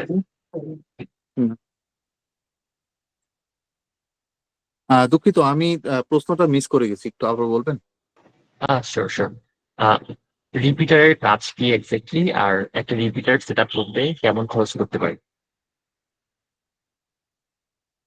রিপিটারের কাজ হচ্ছে রিপিট করা, যে কোনো একটা কিছুকে রিপিট করা। আপনি ধরেন একটা সিগন্যাল দিলেন, সেটাকে রিপিট করাই হচ্ছে রিপিটারের কাজ। বেসিক্যালি এটাকে রেঞ্জ এক্সটেন্ডার হিসেবেও আমরা বলি। আমাদের ওয়াইফাইতে যেরকম একটা রেঞ্জ এক্সটেন্ডার থাকে, ওইটাই বেসিক্যালি একটা রিপিটার। আপনার একটা সিগন্যালকে সে রিসিভ করবে, একই সাথে সেটা ট্রান্সমিট করতে থাকবে। বেসিক্যালি অ্যামেচার রেডিও রিপিটার ব্যবহার করা হয়, যেমন ধরেন আরবান সিটিতে একটা ওয়াকি টকি হয়তো বা আপনার কোনো ক্ষেত্রে 3-4 কিলোমিটারও পাওয়া যায়, কোনো কোনো ক্ষেত্রে সেটা 1 কিলোমিটার ডিস্টেন্সও কভার করে না। কারণ হচ্ছে যে দুইজনই হয়তো বা গ্রাউন্ডে আছে এবং দুইজনই কোনো না কোনো অবস্ট্রাকলের মধ্যে আছে। বেসিক্যালি রিপিটার স্থাপন করা হয় একটা সুউচ্চ ভবনে, একদম ক্লিয়ার স্কাই, যতটুকু উপরে তোলা যায় একে সেখানে রাখা হয়, এবং সেইখান থেকে আহ সেটা রিসিভ করা এবং ট্রান্সমিট করার সুযোগ থাকে। তো বেসিক্যালি আরএফ যেহেতু আপনার বিভিন্ন দিকে ছড়িয়ে যায়, এটা অনেকটাই ধরে নেন আহ বাল্বের আলোর মতো। হ্যাঁ, যদি আমরা যে অমনি ডিরেকশনাল এন্টেনা বা জেনারেলি যে এই ওয়াকিটকির উপরে যে এন্টেনা গুলি থাকে, এটা চারোদিকেই আরএফ এর সিগন্যাল ট্রান্সমিট করতে পারে। তো সেটা যখন উপরের দিকে যায়, তখন যত উচ্চ স্থানে এবং ক্লিয়ার স্কাইতে একটা এন্টেনা থাকে, সেটা খুব সহজে রিসিভ করতে পারে। সে রিসিভ করে এবং সেইখান থেকে একটু ভালো, যেহেতু এটা একটা বেস বা ফিক্সড স্টেশন, সেখান থেকে 25 ওয়াট পর্যন্ত ম্যাক্স আমাদের পারমিটেড, আমরা 25 ওয়াট পর্যন্ত সেখান থেকে ট্রান্সমিট করতে পারি। এতে রেঞ্জটা অনেকটুকুই কাভার করে, অনেকের সাথেই তখন ইজিলি কমিউনিকেশন করা যায়। আর এইটা আসলে কত টাকা খরচ পড়ে, এটা ভাইস ভার্সা, অনেক কিছুর উপর ডিপেন্ড করে। আপনি কোন ধরনের রিপিটার সিস্টেম ব্যবহার করছেন, কি এন্টেনা ব্যবহার করবেন। শুধু আমি যদি বলি, একটা রিপিটারের প্রফেশনাল একটা এন্টেনার দাম 60 থেকে 70 হাজার টাকা, শুধু একটা এন্টেনার দাম। বাকিগুলির গল্প আমরা আর না করি। রিপিটারের জন্য কি বুঝতে আলাদা পেরেছি, থ্যাংক লাইসেন্স ইউ। নিতে হয়? রিপিটার কখনোই কোনো ইন্ডিভিজুয়াল ব্যক্তিকে দেওয়া হয় না। রিপিটার সবসময় কোনো একটা ক্লাবকে দেওয়া হয়, এবং রিপিটার খুবই সাফিস্টিকেটেড। এটা আহ, সবাইকে দেওয়া হয় না ইন জেনারেলি। এটার জন্য অনেক ধরনের ক্যালকুলেশন আছে, অনেক ধরনের হিসাব নিকাশ আছে। বেসিক্যালি অ্যামেচাররা রিপিটার পায় হচ্ছে ক্লাব স্টেশনগুলি, তাও সেটা ডিপেন্ড করে বিটিআরসির অনেকগুলি ক্লিয়ারেন্সের উপর ডিপেন্ড করে। And it's a highly technical thing, highly maintenance, এটার মেনটেনেন্স অনেক হাই। এসিপি। ধন্যবাদ ভাইয়া। আমি আমার আমার কাছে ব্যক্তিগতভাবে মতামত হচ্ছে গিয়ে আমাদের টপিক থেকে আমরা সরে আসছি। সবার কোশ্চেন গুলো খুবই ভ্যালিড, বাট আজকে যেহেতু ক্লাসটা হচ্ছে গিয়া বেসিক ইলেকট্রনিক্স নিয়ে, কারণ আমরা এখানে রিপিটার নিয়ে কথা না বললেই মনে বেটার, কারণ এটার উপরে আসলে আলাদা মনে ক্লাসই আছে আমাদের। ধন্যবাদ, মাফ করবেন বিষয়টা এখানে বলার জন্য। Thank you ACP. আচ্ছা, আজকের টপিকের উপর আর কোনো কোনো কোয়ারিজ নেই? আমি আসলে কিছুই বুঝাইতে পারিনি আপনাদের, এটা আমি ক্লিয়ার হয়ে গেছি যে এই ক্লাসের কোনো ভ্যালু ছিল না। It's okay, no problem at all. ভাই একটা হ্যান্ড রাইজ আছে, আব্দুল্লাহ আল প্লিজ সাকিব চৌধুরী। ভাইয়া, ভাইয়া, প্লিজ। টপিক ক্লিয়ারলি বুঝতে পেরেছি, টপিকের উপর কোনো কোয়েশ্চেন নেই। প্রিভিয়াস ক্লাসের কি ভাই কোনো রেকর্ড কি আপলোড করা হয়েছে? রেকর্ড আপলোড করা হবে। রেকর্ড আপলোড করা হবে বেসিক্যালি ফর এভরিওয়ানস ইনফরমেশন। আমি আসলে নিউলি ফাদার হয়েছি, গত শুক্রবারে আমার হারমোনিক পৃথিবীতে আসে। দ্যাটস ও ওয়াই আচ্ছা, আই ওয়াজ বিজি কংগ্রেচুলেশন ভাইয়া। আমি এই কারণে আসলে আপলোড করতে পারিনি, আমি খুবই সরি। সেশনটাও আমি আপলোড করতে পারি নাই, পাশাপাশি স্লাইডটাও করতে পারি নাই। আমি extremely sorry for that and I will do it tomorrow definitely. Okay ভাই, থ্যাংক ইউ। আর নেক্সট হচ্ছে শেখ মোহাম্মদ মাহতুবুর রহমান। জি ভাইয়া, আমার প্রশ্ন ছিল যে এই টপিকের মধ্যে একটা টপিক বিষয় ছিল যে হচ্ছে এসি কারেন্টের উপরে, এসি কারেন্টের যে ডিরেকশন থাকে, ডিরেকশনাল কারেন্ট। আবার আমরা যে রেডিও ফ্রিকোয়েন্সিটা পাঠাবো, রেডিওর মাধ্যমে যে ফ্রিকোয়েন্সি পাঠাবো, সেটাতেও একটা ডিরেকশন থাকবে। আবার আমাদের হচ্ছে অ্যান্টেনার মাধ্যমে যে ফ্রিকোয়েন্সি পাঠাবো সেটাও একটা ডিরেকশন থাকবে। এখন এই যে এসি কারেন্ট আমরা পাঠাইলাম, আমাদের হচ্ছে এসি কারেন্টকে মানে ডিসি পাওয়ার সাপ্লাই থেকে আমরা হচ্ছে রেডিওর মাধ্যমে একটা ওয়েভ লেন্থ মানে একটা ফ্রিকোয়েন্সি পাঠাইলাম। এই পুরো প্রসেসটা মানে কিভাবে কাজ করে, মানে এটা আসলে মানে কিভাবে এই জিনিসটা কিভাবে হয়? তারপর হচ্ছে এই জিনিসটা আমার আসলে প্রশ্ন, মানে কিভাবে এই জিনিসটা হয়, এক নাম্বার। আর দ্বিতীয় টপিক হচ্ছে আমার প্রশ্নের, সেটা হচ্ছে আজকের ক্লাস থেকে মানে ইম্পর্টেন্ট মনে করেন 5টা কোশ্চেন, আপনি যেগুলা কোশ্চেন আপনি আশা করছিলেন আমাদের কাছে, কিন্তু আমরা করি নাই, অথবা আমরা বুঝতেই পারি না এই প্রশ্নগুলো করা উচিত ছিল, সেই 5টা প্রশ্ন অন্তত আমাদেরকে বলবেন যে এই 5টা প্রশ্ন আপনাকে জানতেই হবে। Thank you. আমি থ্যাংক ইউ সো মাচ ভাইয়া। আসলে আপনি এই বল ছুড়ে আমার কাছে দিয়ে দিলেন, তো আমার পায়ে বল দিচ্ছেন, এখন গোল আমাকেই দিতে হবে। 5টা প্রশ্ন আসলে ধরেন আপনার মেইন প্রশ্ন আসতে পারতো হচ্ছে আমাদের এসি আর ডিসির মধ্যে থেকে একটা প্রশ্ন আসতেই পারতো যে আসলে ওয়াই মানে আমরা এসি কে কিভাবে ডিসি তে রূপান্তরিত করছি, বা ডিসি আমাদের জন্য যদি রেডিওতে আমরা ডিসি ব্যবহার করতেছি, তাহলে আমি আবার বললাম যে ফ্রিকোয়েন্সি বের হচ্ছে বা সিগন্যালটা বের হচ্ছে এসি হয়ে, যেটা আপনি অলরেডি করে ফেলছেন। এটা কেন হচ্ছে, এটা একটা কারণ হতে পারে, এটা একটা প্রশ্ন হতে পারে।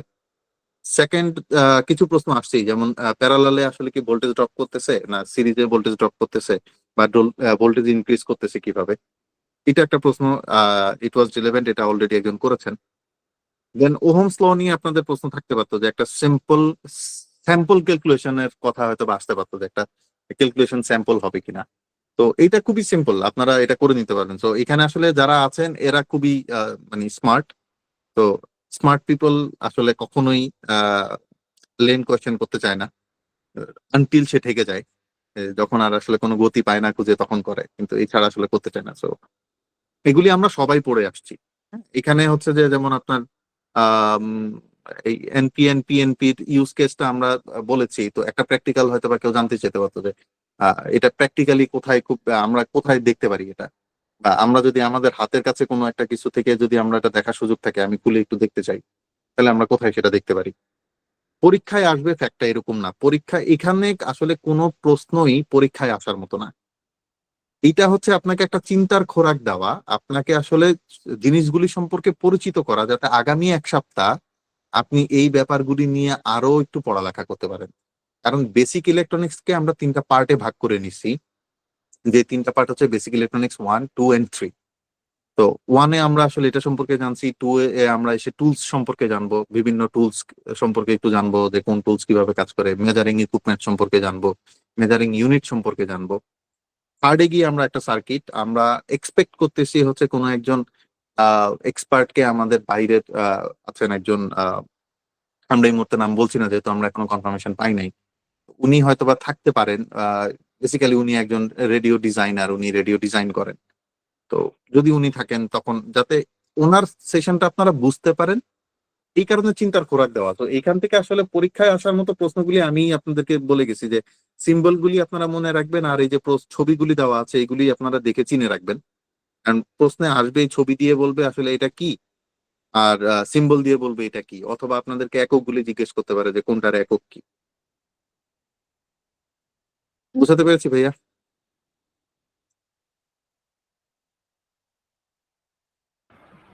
এসি কারেন্টটা কিভাবে মানে রেডিওর মাধ্যমে এটার জন্য অ্যান্টেনার মাধ্যমে ফান্ডামেন্টাল গেল? অফ রেডিও টেকনোলজি নিয়ে আপনাদের একটা সেশন আছে। So I think the best option is fundamental of radio technologies যেদিন ক্লাস হবে ওই দিন আপনার এই প্রশ্নটা relevant. Thank you so much. প্যারালালে আমরা ভোল্টেজ বাড়াইতে পারি, সিরিজে ভোল্টেজ বাড়াইতে পারি, কিন্তু প্যারালালে লং লাস্টিং আমাদের ব্যাটারি চার্জ থাকে, এটার জন্য কোন ফ্যাক্টরটা কাজ করে? আচ্ছা, আমাদের প্রত্যেকটা ব্যাটারিতেই আসলে একটা চার্জিং ক্যাপাসিটি থাকে, যে আমরা যেটাকে বলি হচ্ছে এম্পিয়ার আওয়ার, হ্যাঁ, মিলি এম্পিয়ার আওয়ার, বা এই যে মানে 1000 mAh মানে মিলি এম্পিয়ার আওয়ার। তো আপনি ধরে নেন আপনার কাছে 3টা ব্যাটারি আছে, প্রত্যেকটা ব্যাটারি 3 ভোল্টের। আপনি যদি প্যারালালি 3টা 3 ভোল্টের ব্যাটারিকে একত্রে করেন, সেটা দিয়ে আপনি যে কোনো একটা সার্কিট ড্রাইভ করতে পারবেন যেটা 3 ভোল্টে ড্রাইভ করে। সেই ক্ষেত্রে আপনার আসলে স্টোরেজ ক্যাপাসিটিটা বাড়বে। যে ধরে নেন যে যে বললাম যে প্রত্যেকটা 1000 mAh এর হইলে 3 ভোল্টের আপনার 3000 mAh এর ব্যাটারি প্যাক হইলো। কিন্তু যদি আপনি এইটা সিরিজে কানেক্ট করেন, সেক্ষেত্রে ভোল্টেজ বাড়বে ঠিকই, কিন্তু ক্যাপাসিটিটা 1000 থাকবে, ক্যাপাসিটি আর বাড়বে না। তখন সেটা 9 ভোল্ট হবে, সেটা দিয়ে 9 ভোল্টের সার্কিট অপারেট করতে পারবেন। তো আলটিমেটলি সেটা আপনার 1000 অ্যাম্পিয়ারই বিদ্যুৎ দিতে পারবে।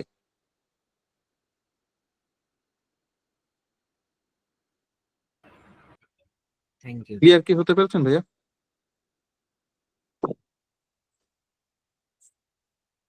ওকে, আরেকটা হ্যান্ড রাইজ আছে মনে হয়, এসিপি। হ্যাঁ, এইচএমএক্স বলো। রিয়াজুজ্জামান ভাই, আপনার প্রশ্নটা করেন।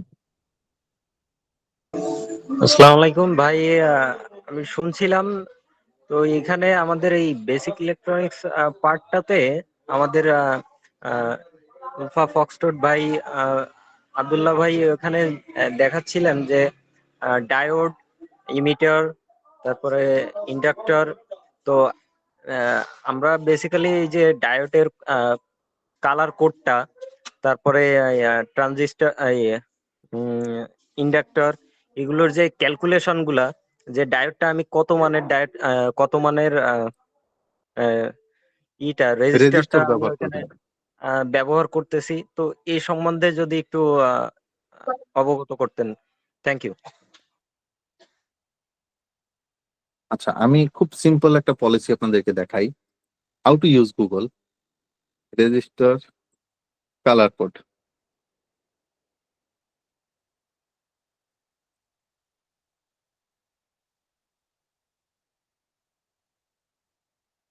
এই হচ্ছে সেই রেজিস্টারের কালার কোড, যেখানে আসলে ক্যালকুলেশনটা খুব ইজিলি আপনি এখানে ডেফিনিশন দেওয়া আছে।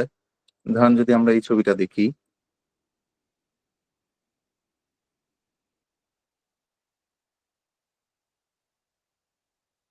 দেখেন এটা হচ্ছে একটা 4 ব্যান্ড রেজিস্টার, যেটাতে হচ্ছে 4 ব্যান্ড বলতে এখানে 4টা দাগ দেওয়া থাকবে, কিছু কিছু ক্ষেত্রে 5 ব্যান্ড থাকে, 5টা দাগ দেওয়া থাকে। তো ফার্স্টে বলা হচ্ছে যে প্রথম যে দাগটা থাকে সেটা ফার্স্ট ডিজিট, যেটা থাকবে সেটা হচ্ছে এই যে ফার্স্ট ডিজিট। সেকেন্ড ডিজিটটা হচ্ছে আমাদের এখান থেকে, এটাও একটা ডিজিট, যে কোনো একটা ডিজিট থাকবে। থার্ড যে ব্যান্ডটা থাকবে এটা হচ্ছে মাল্টিপ্লায়ার, যেটাকে আসলে আপনাকে মাল্টিপ্লাই করতে হবে। ধরে নেন প্রথমটা আছে হলুদ, আমরা যদি এখানে দেখি হলুদ আছে হচ্ছে 4, তাহলে হলুদের ভ্যালু হচ্ছে 4। তারপরে সেকেন্ড ডিজিট হচ্ছে আমাদের পার্পল, পার্পল হচ্ছে 7, ভায়োলেট হচ্ছে 7। তাহলে ভায়োলেট আর এই, তাহলে ফার্স্টে আমরা লিখলাম 4, তারপরে লিখলাম আমরা 7। এই যে দেখেন এখানে লেখা আছে 4, তারপরে 7। এইবার রেড কালারটা যেটা হচ্ছে আমাদের মাল্টিপ্লায়ার, আমরা যদি দেখি রেড হচ্ছে x100, মানে 100 দিয়ে এটাকে গুণ করতে হবে। তাহলে এই হচ্ছে আমার রেড। তাহলে যদি আমরা দেখি এই পুরাটা কত ওহমসের রেজিস্টর, সেটা হচ্ছে 4700, 47 ইন্টু 100, তা হচ্ছে 4700 ওহমসের রেজিস্টর আমাদের ব্যবহার করতে হবে, মানে এইটার ভ্যালু হচ্ছে 4700 ওহমস।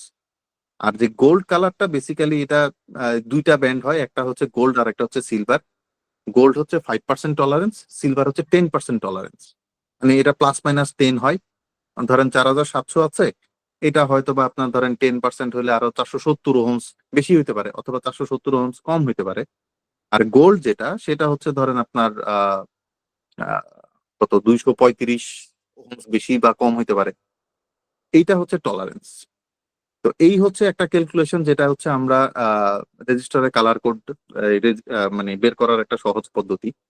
সার্কিটে আসলে কতটুকু ব্যবহার করতে হবে এইটা একটু অ্যাডভান্স লেভেলের ক্যালকুলেশন, এটা আমাদের পরীক্ষায় আসে না।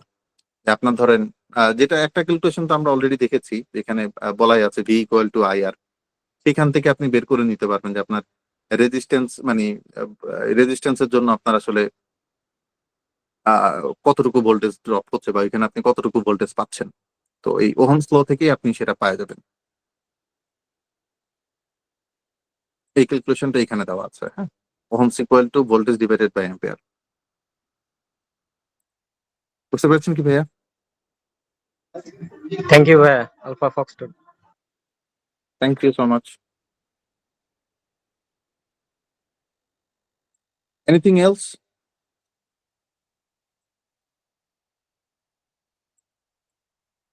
ওকে, আমার মনে হয় তাহলে আমরা আমাদের স্লাইডটা শেষ করি। রিলেভেন্ট কোয়েশ্চেন আমার মনে হয় আর কারো নাই, সবাই কিছুই বুঝতে পারে নাই।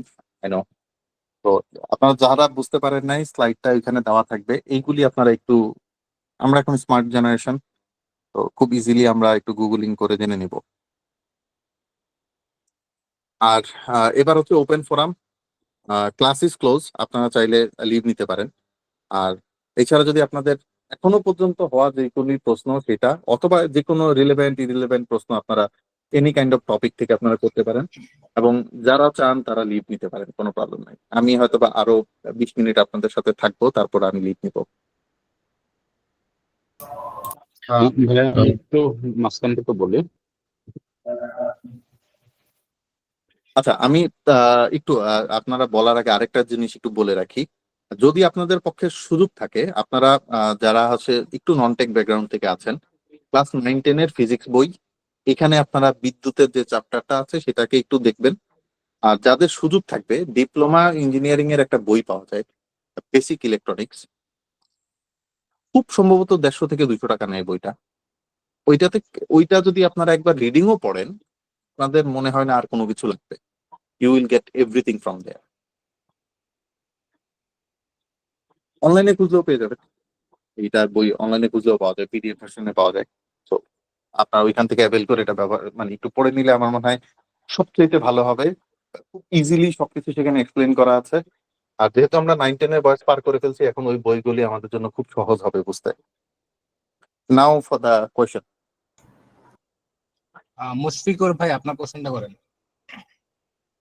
জি ভাইয়া, আমি যেটা বলে যাচ্ছিলাম যে আমরা ক্লাসগুলো হয়তো আরেকটু ভালো বুঝতে পারবো যদি রেকর্ড গুলো একটু দেওয়া হয়, আমরা বারবার ওখান থেকে দেখতে পারবো। আর সাথে যদি পিডিএফ বা স্লাইডটা দিয়ে দেওয়া হয়, এটা মনে হয় সবচেয়ে বেটার হয়। যদিও ভাইয়া বিজি ছিল শুনলাম, কংগ্রাচুলেশন ভাইয়াকে, ভাইয়ার একটা সুখবর ছিল। তো তারপরে যদি ভাই একটু কষ্ট করে এগুলো দিয়ে দেয়, তাহলে বোধহয় আমাদের ওইটা বারবার দেখলে আমাদের জিনিসগুলো আরেকটু ভালো হবে। আমার এতটুকুই বলার ছিল, ধন্যবাদ। থ্যাংক ইউ ভাইয়া, I already committed, I will do this. Next Mohammad Faisal Ali.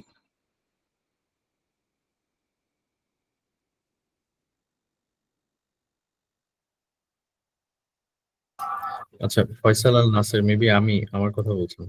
জি জি। আচ্ছা, it's already been too late. আমি জানি না আপনি সময় দিতে পারবেন কিনা এখন। ওই যে আমার এই পার্সোনাল বিষয়টা নিয়ে কথা বলতে যাচ্ছিলাম, তো আব্দুল্লাহ ভাইয়া যদি ফ্রি থাকে তাহলে মানে আমি কি তাকে পার্সোনালি কল দিব নাকি ক্লাসটা শেষ হওয়ার পরে জাস্ট মিটিং? ভাইয়া আমরা মনে হয় ক্লাসটা শেষের পরে আপনার সাথে আমি 1-to-1 বসবো।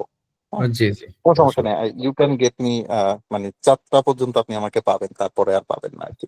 আচ্ছা, নো প্রবলেম। ক্লাস শেষে তাহলে আমি ভাই আপনাকে গুগল মিটের লিংক দিচ্ছি হোয়াটসঅ্যাপে, you may okay kindly join. Okay okay, I ঠিক উইল। আছে, থ্যাংক ইউ। রিয়াজুজ্জামান ভাই।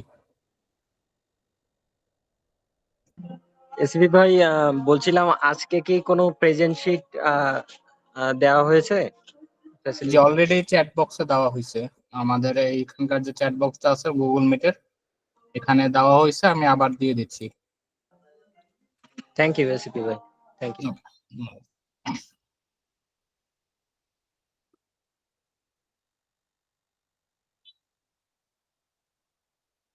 জি কারো যদি কোশ্চেন থাকে করতে পারেন।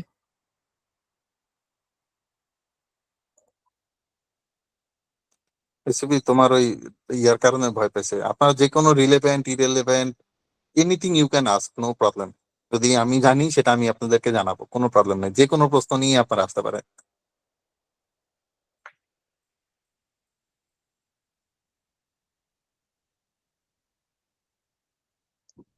জি মাহাতাব। মাহতাব ভাই, জি। জি, আমাকে মাহতাব বললেই হবে, আমার নামটা অনেক good বড় হ্যাঁ। আসলে, শুধু মাহতাব বললেই হবে। তো জি আমার হ্যাঁ। প্রশ্নটা হচ্ছে অ্যান্টেনার ক্ষেত্রে, অ্যান্টেনা যখন তৈরি করা হয় অ্যান্টেনার ক্ষেত্রে যে আগে যে চোখ দেওয়া হয় সেই চোখটা সেইটা কি ইন্ডাক্টর হিসেবে কাজ করে? আর অ্যান্টেনার ক্ষেত্রে যে বেলান বা আনান ইউজ করা হয় সেটার মধ্যে দেখা যায় যে একটা ট্রান্সফরমারের মতো জিনিস ইউজ করা হয়, ফেরাইট কোর, সেটা দিয়ে তার পাশে চারপাশে তারের কুণ্ডলী থাকে, তার তার দিয়ে পেঁচানো থাকে। এগুলো কি আসলে ওখানেও কি ইন্ডাক্টর হিসেবে কাজ করে কিনা? ডেফিনেটলি, এটা ডেফিনেটলি ইন্ডাকটেন্স থাকে সেখানে, এবং সেটা ইন্ডাকটেন্সটা ম্যাচও করতে হয়। তো সাধারণত যেটা হয় আসলে আমরা রেডিও ইন্ডে যখন ব্যবহার করি, it's call balun. It's balance to unbalance, এটাকে বলা হয় বালুন। আর যদি সেটা উনুন হয় তাহলে সেই ক্ষেত্রে ফিড লাইন এবং অ্যান্টেনা দুইটাই আনব্যালেন্স থাকে, তখন সেখানে উনুন ব্যবহার করা হয়। আর এই বেলুন যখন আপনি 1:1 হয়, মানে আপনি ডান পাশে 10টা এই পাক দিলেন, ডান পাশে 10টা পাক দিলেন, যদি দুই পাশে সমান সমান থাকে তখন সেটা 1:1 হয়। 49:1 মানে হচ্ছে এই পাশে 7টা ওই পাশে একটা। মানে এটা ডিপেন্ড করে আপনি কিভাবে কোটা পেঁচাচ্ছেন, তো কোনোটা বেলুন কোনোটা উনুন, হোয়াটএভার। এই বেলুন আর উনুন বেসিক্যালি ব্যবহার হয় এন্টেনা ইন্ডে। আর রেডিও ইন্ডে ব্যবহার করা হয় কমন মোড চোখ, সিএমসি। সিএমসি বেসিক্যালি হচ্ছে আমাদের এই নয়েজ ইমিশনের জন্য কিছুটা কাজ করে, পাশাপাশি হচ্ছে রিভার্সের কোনো যদি ফরওয়ার্ডেড আওয়াজ থাকে সেটাকে প্রিভেন্ট করে, বা যেটাকে আমরা এসডব্লিউআর বলি সেটা প্রিভেনশনে কাজ করে। এই হচ্ছে আসলে বেসিক্যালি বেলুন আর সিএনসির কাজ। আর সেখানে যে কোডটা ব্যবহার করা হয় বেসিক্যালি অ্যামেচাররা কমনলি এবং খুব বেশি ব্যবহার করা হচ্ছে ফেরাইট কোর, যেটা 43 ম্যাটেরিয়ালের হয়। তো 43 ম্যাটেরিয়ালের ফেরাইট কোর ব্যবহার করার পিছনে একটা বড় কারণ হচ্ছে এইটার ব্যান্ডউইথ। বেসিক্যালি আয়রন কোরের ব্যান্ডউইথ খুবই কম, খুবই বাজে। সো অ্যামেচাররা কখনোই আয়রন কোর ব্যবহার করে না আনটিল ব্যান্ড পাস ফিল্টার অথবা হচ্ছে আপনার লো পাস ফিল্টার ওই জায়গাতে ব্যবহার করে, কিন্তু এন্টেনা ইন্ডে বা হচ্ছে সিএমসি তে কখনোই সেটা ব্যবহার করে না। সিএমসি বা এন্টেনা ইন্ডে সবসময় ব্যবহার করে আইদার আপনার 43 ম্যাটেরিয়ালের 140-43 অথবা 240-43, এই দুইটাই কমনলি ব্যবহার করা হয়। 140 হচ্ছে একটা সাইজ আর 43 হচ্ছে ম্যাটেরিয়াল, আর 240 একটা সাইজ, 43 হচ্ছে ম্যাটেরিয়াল। বেসিক্যালি আমরা রাউন্ড শেপেরটাই ব্যবহার করি, ওইটার ভিতরেই ট্রান্সফরমারের মতো করে কয়েলটা পেঁচাই। এই হচ্ছে আমাদের বেলুন এবং উনুনের ক্ষেত্রে। এছাড়াও আসলে আমরা ইয়ার কোর বেলুন করি, যেটা হচ্ছে ওই যে ইন্ডাক্টর, ইয়ার কোর ইন্ডাক্টর, সেরকম ইয়ার কোর বেলুন করা হয়।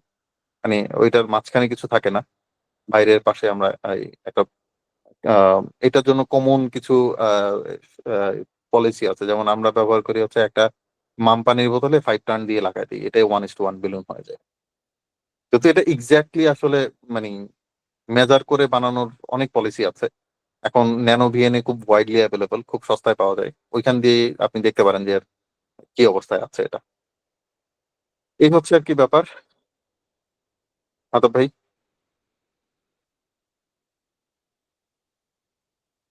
ওকে, আরেকটা কোয়েশ্চেন আছে, পরের কোয়েশ্চেনে যাই সাবির। শুভ চক্রবর্তী।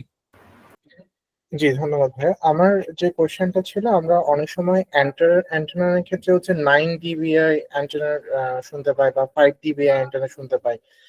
ডিবিআই জিনিসটা আসলে কিভাবে, অর্থাৎ কি বোঝানো হয়, আর ফ্রিকোয়েন্সি আর ডিবিআই দুটা কি সেম জিনিস নাকি দুটো ডিফারেন্ট জিনিস?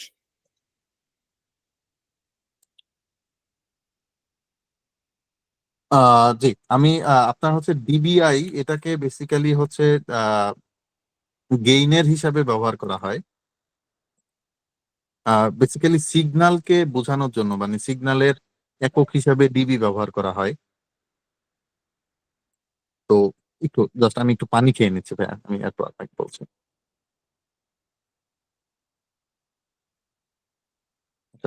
ডিবি হচ্ছে বেসিক্যালি আমরা যে সিগন্যালের লেভেলকে বোঝানোর জন্য ডিবি ব্যবহার করা হয়, ডি ছোট হাতের বি বড় হাতের। তো ডিবিটা বেসিক্যালি ডেসিবেল। হ্যাঁ, তো ডেসিবেলটা আপনার হচ্ছে আহ, এই সিগন্যালের জন্য এটা একক হিসাবে ব্যবহার করা হয়, আর ডিবিআইটা হচ্ছে মেজারিং এর জন্য আপনার সিগন্যাল স্ট্রেংথের জন্য মনে হয়। আমি এক্স্যাক্টলি আসলে এই মুহূর্তে মেমোরাইজ করতে পারতেছি না। ডিবিআই মনে হয় হচ্ছে জাস্ট আমি একটু রিক্যাপ করে নিচ্ছি, আপনার পরের প্রশ্নটা আমি এটা মনে পড়লে আপনাকে বলে দিচ্ছি। আরেকটা কোয়েশ্চেন হচ্ছে যে এন্টেনার ক্ষেত্রে ডিবি এন্টেনা গেইনকে, ওই যে সিগন্যালের যে গেইন থাকে সেটা মেজার করতে আসলে আপনার কত ডিবি গেইনের এন্টেনা। বেসিক্যালি 0 ডিবি গেইন বলতে পৃথিবীতে কোনো এন্টেনা নাই, কোনো এন্টেনাই 0 ডিবি গেইনের হয় না। এটা একটা আইসোটোপিক্যাল বা কাল্পনিক এন্টেনা তৈরি করা হয় যেটা 0 ডিবি গেইনের হয়। সেইটার সাথে অন্য এন্টেনা গুলিকে ক্যালকুলেশন করে বের করা হয় সেটা আসলে কত ডিবি গেইন হতে পারে। বেসিক্যালি এইটাকে ওইভাবে মেজার করার আমার জানা মতো কোনো ইকুইপমেন্টস নাই আমার, যদিও আমি এন্টেনা সিস্টেমের লোক না। যারা এন্টেনা সিস্টেমে আছে তারা বলতে পারবে। তো সেইখানে আসলে আমরা যেটা বলি যে নিয়ার ফিল্ড টেস্টার পাওয়া যায় একটা, তো সেইটা দিয়ে আসলে একটা ক্যালকুলেশন করা হয় যে একটা এন্টেনা ওই নিয়ার ফিল্ড টেস্টার দিয়ে টেস্ট করা হয় যে এটা যেদিকে সিগন্যালটা বের হচ্ছে সেদিকে কত ডিবি গেইন বের হচ্ছে। তো ওই আইসোটোপিক্যালের সাথে এটাকে কম্পেয়ার করা হয় যে আইসোটোপিক্যাল এন্টেনাতে 0, তাহলে সেই হিসাব করলে এইটা আসলে কি পরিমাণ পারফরমেন্স দিচ্ছে তার উপর অ্যাজাম্পশন করা হয়। আর বেসিক্যালি এন্টেনা সিমুলেশন করতে সময় আসলে এই গেইনটা ক্যালকুলেশন ওই সফটওয়্যার থেকেই হয়ে আসে। ওটা একটা ক্যালকুলেশন আছে, আমি এন্টেনারের লোক না ভাই, আমি এর চেয়ে বেশি কিছু জানি না। আর ডিবিআই মনে হয় ডেসিবল পার কি জানো, আমি আসলে এই মুহূর্তে মেমোরাইজ করতে পারতেছি না, সরি ভাইয়া। জি, ধন্যবাদ ভাইয়া, বুঝতে পেরেছি।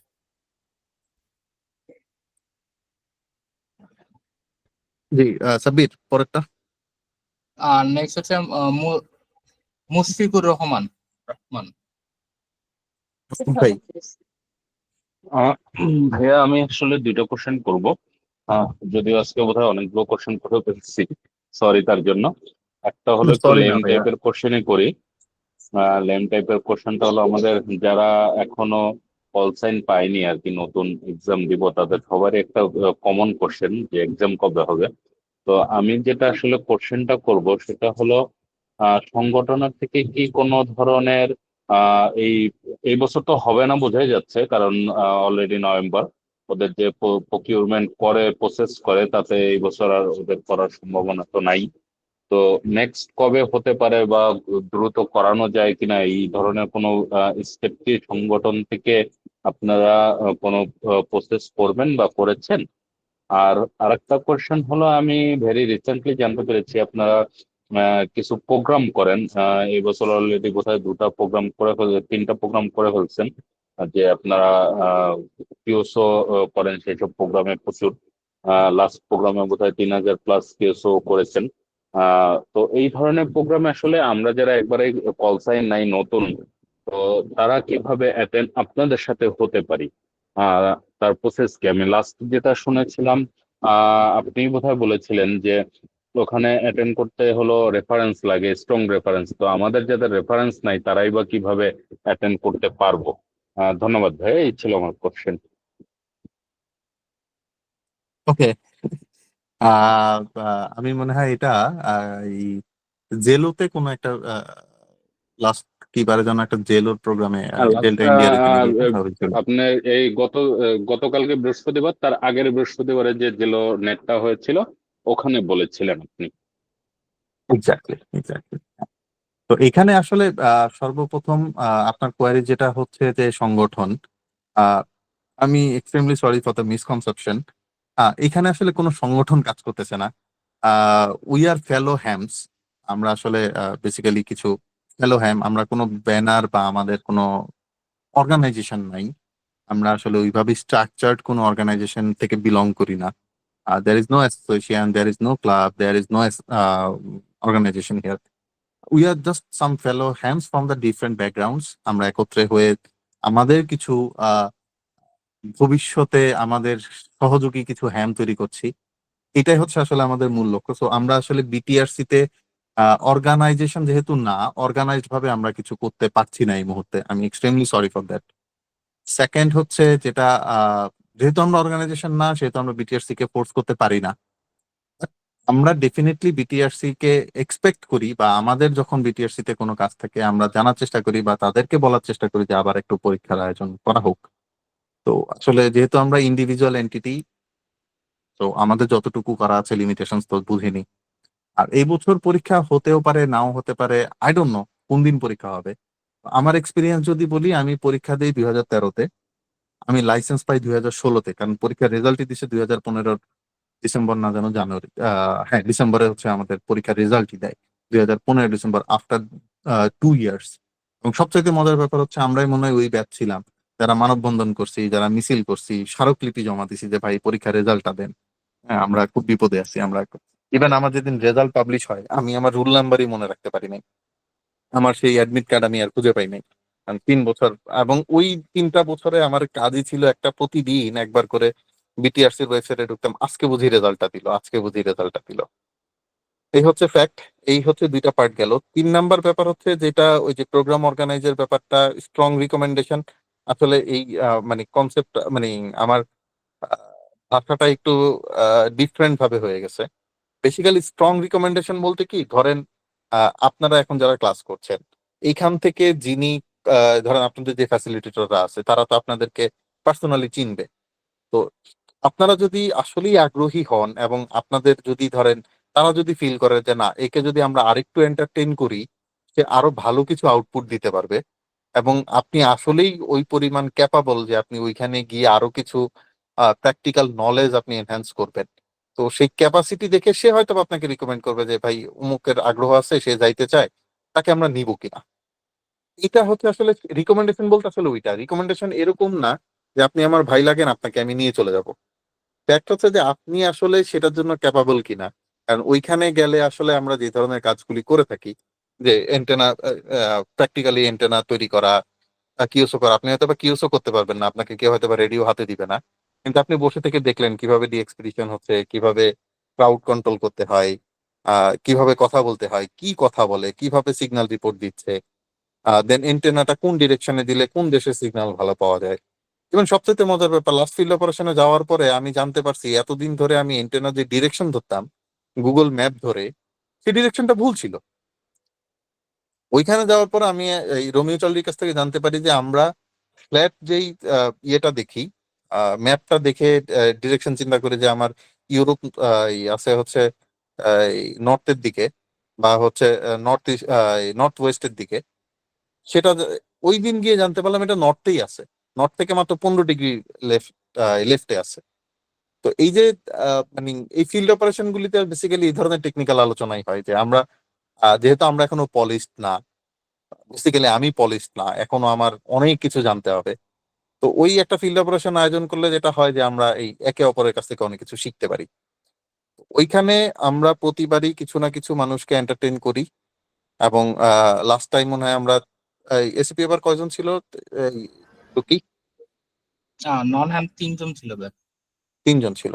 তো ওই 3 জন আসলে বেসিক্যালি ওনাকে নিয়ে যাওয়া হয়, ভাই তোমার কিন্তু কাজ আছে, তুমি চা বানাবা, হ্যাঁ যে কি হতে থাকবে তার একটু পানি এনে দিবা। বেসিক্যালি ওইখানে যেটা হয় যে সবাই কোনো না কোনো কাজে এঙ্গেজ থাকে, কেউ আসলে বসে থেকে বা ঘুমায় সময় পার করে না। আমাদের সব সময় বেড খালি থাকে, যে এই একটাই রুম, দেখা গেছে 16 জন মানুষ গেছে, বেড আছে হচ্ছে 8টা থাকার, ওই 8টা বেডও খালি থাকে, সবাই কোনো না কোনো কাজে এঙ্গেজ থাকে।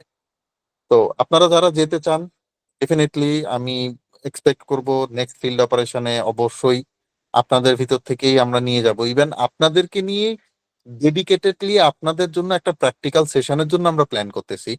যেহেতু আপনারা দেশের বিভিন্ন জায়গায় থাকেন, আমরা চেষ্টা করব 2 দিন বা অ্যাটলিস্ট 2টা নাইট স্টে যাতে আমরা কোনো একটা জায়গাতে আপনাদেরকে নিয়ে করাইতে পারি। তাহলে হয়তোবা আমরা আপনাদেরকে আরো বেটার কিছু জিনিস দিতে পারবো, কারণ সামনাসামনি হইলে অনেক কিছু সহজ হয়। তো আমরা এখন আসলে অনলাইনের সাথে ওইভাবে হ্যাবিচুয়াল হই নাই। তো এটা আমাদের প্ল্যানে আছে যে আপনাদেরকে নিয়ে একটা প্র্যাকটিক্যাল সেশন, তো ডেফিনেটলি আমরা 2 ঘন্টার একটা ফিজিক্যাল প্র্যাকটিক্যাল সেশনের প্ল্যান করাই আছে। সেটা হয়তো বা 2 ঘন্টার বদলে 2 দিনে চলে যেতে পারে। তো আপনাদের যেই মনের খোরাকটুকুন আছে সেই আগ্রহটুকুন পূরণ করার জন্য আমার মনে হয় আমাদের কোনো কার্পণ্যতা নাই। কার কোয়েশ্চেন ছিল আমি তো সেটাই ভুলে গেছি। আমি মুশফিকুর রহমান, আমার কোশ্চেন ছিল। জি ভাইয়া, তো সরি। ধন্যবাদ। একটু নেক্সট যদি প্রোগ্রাম করেন অবশ্যই আশা করব অন্তত যেতে পারি কিনা। ধন্যবাদ ভাই ভাইয়া। আর সিলসিলা আরেকটা সিলসিলা যেটা ধরে নেন, আপনার ফ্যাসিলিটিটার। হ্যাঁ, ওকে, আর আরেকটা যেটা হলো বিটিআরসির বিষয়ে সংগঠন নাই সেটা বুঝলাম, কিন্তু আপনারা যারা সিনিয়র আছেন তাদের তো একটা ভয়েস অবশ্যই মনে হয় গ্রান্টেড ওখানে হবে। তো আপনারা যদি আমাদের জন্য কোনো একটা প্রসেস করেন আমরা মনে হয় উপকৃত হব। এই ছিল বলার। ধন্যবাদ ভাইয়া। ডেফিনেটলি আমি সেটা বলেছি যে ভাই আমরা যখন আমাদের সাথে যখন কথা হয় আমরা চেষ্টা করি একটু ইনফ্লুয়েন্স করার জন্য। তবে আপনাদের মনে হয় খুব বেশি দেরি করতে হবে না। আহ, খুব রিসেন্টলি মনে হয় আইআরইউর আপনার সরি আইটিইউর কনভেনশন আছে। সো আইটিইউর কনভেনশনের আগে বা পরে হচ্ছে বিটিআরসি পরীক্ষা নিবে, এটা কনফার্ম থাকেন। কারণ এই যখনই হচ্ছে আমাদের চেয়ারম্যান ওই আইটিইউতে যাবে, ওনাদের প্রশ্ন করবে যে বাংলাদেশে এমএচআরদের অবস্থা কি। উনি ওই যে লাস্ট পরীক্ষার সময় যেটা হয়েছিল যে আমাদের শ্যামসুন্দর চৌধুরী আইটিইউর কনভেনশনে যায় এবং সেইখানে ডেলিগেটে একজন হ্যাম থাকার কথা ছিল, ছিল না। উনাকে ওইটার জন্য প্রশ্নের সম্মুখীন হইতে হয়েছিল। এবং পরে উনি দেশে এসে খুব দ্রুত করেই পরীক্ষার আয়োজন করেন এবং এমএচআর এর সংখ্যা বৃদ্ধিতে উনি হেল্প করছিল।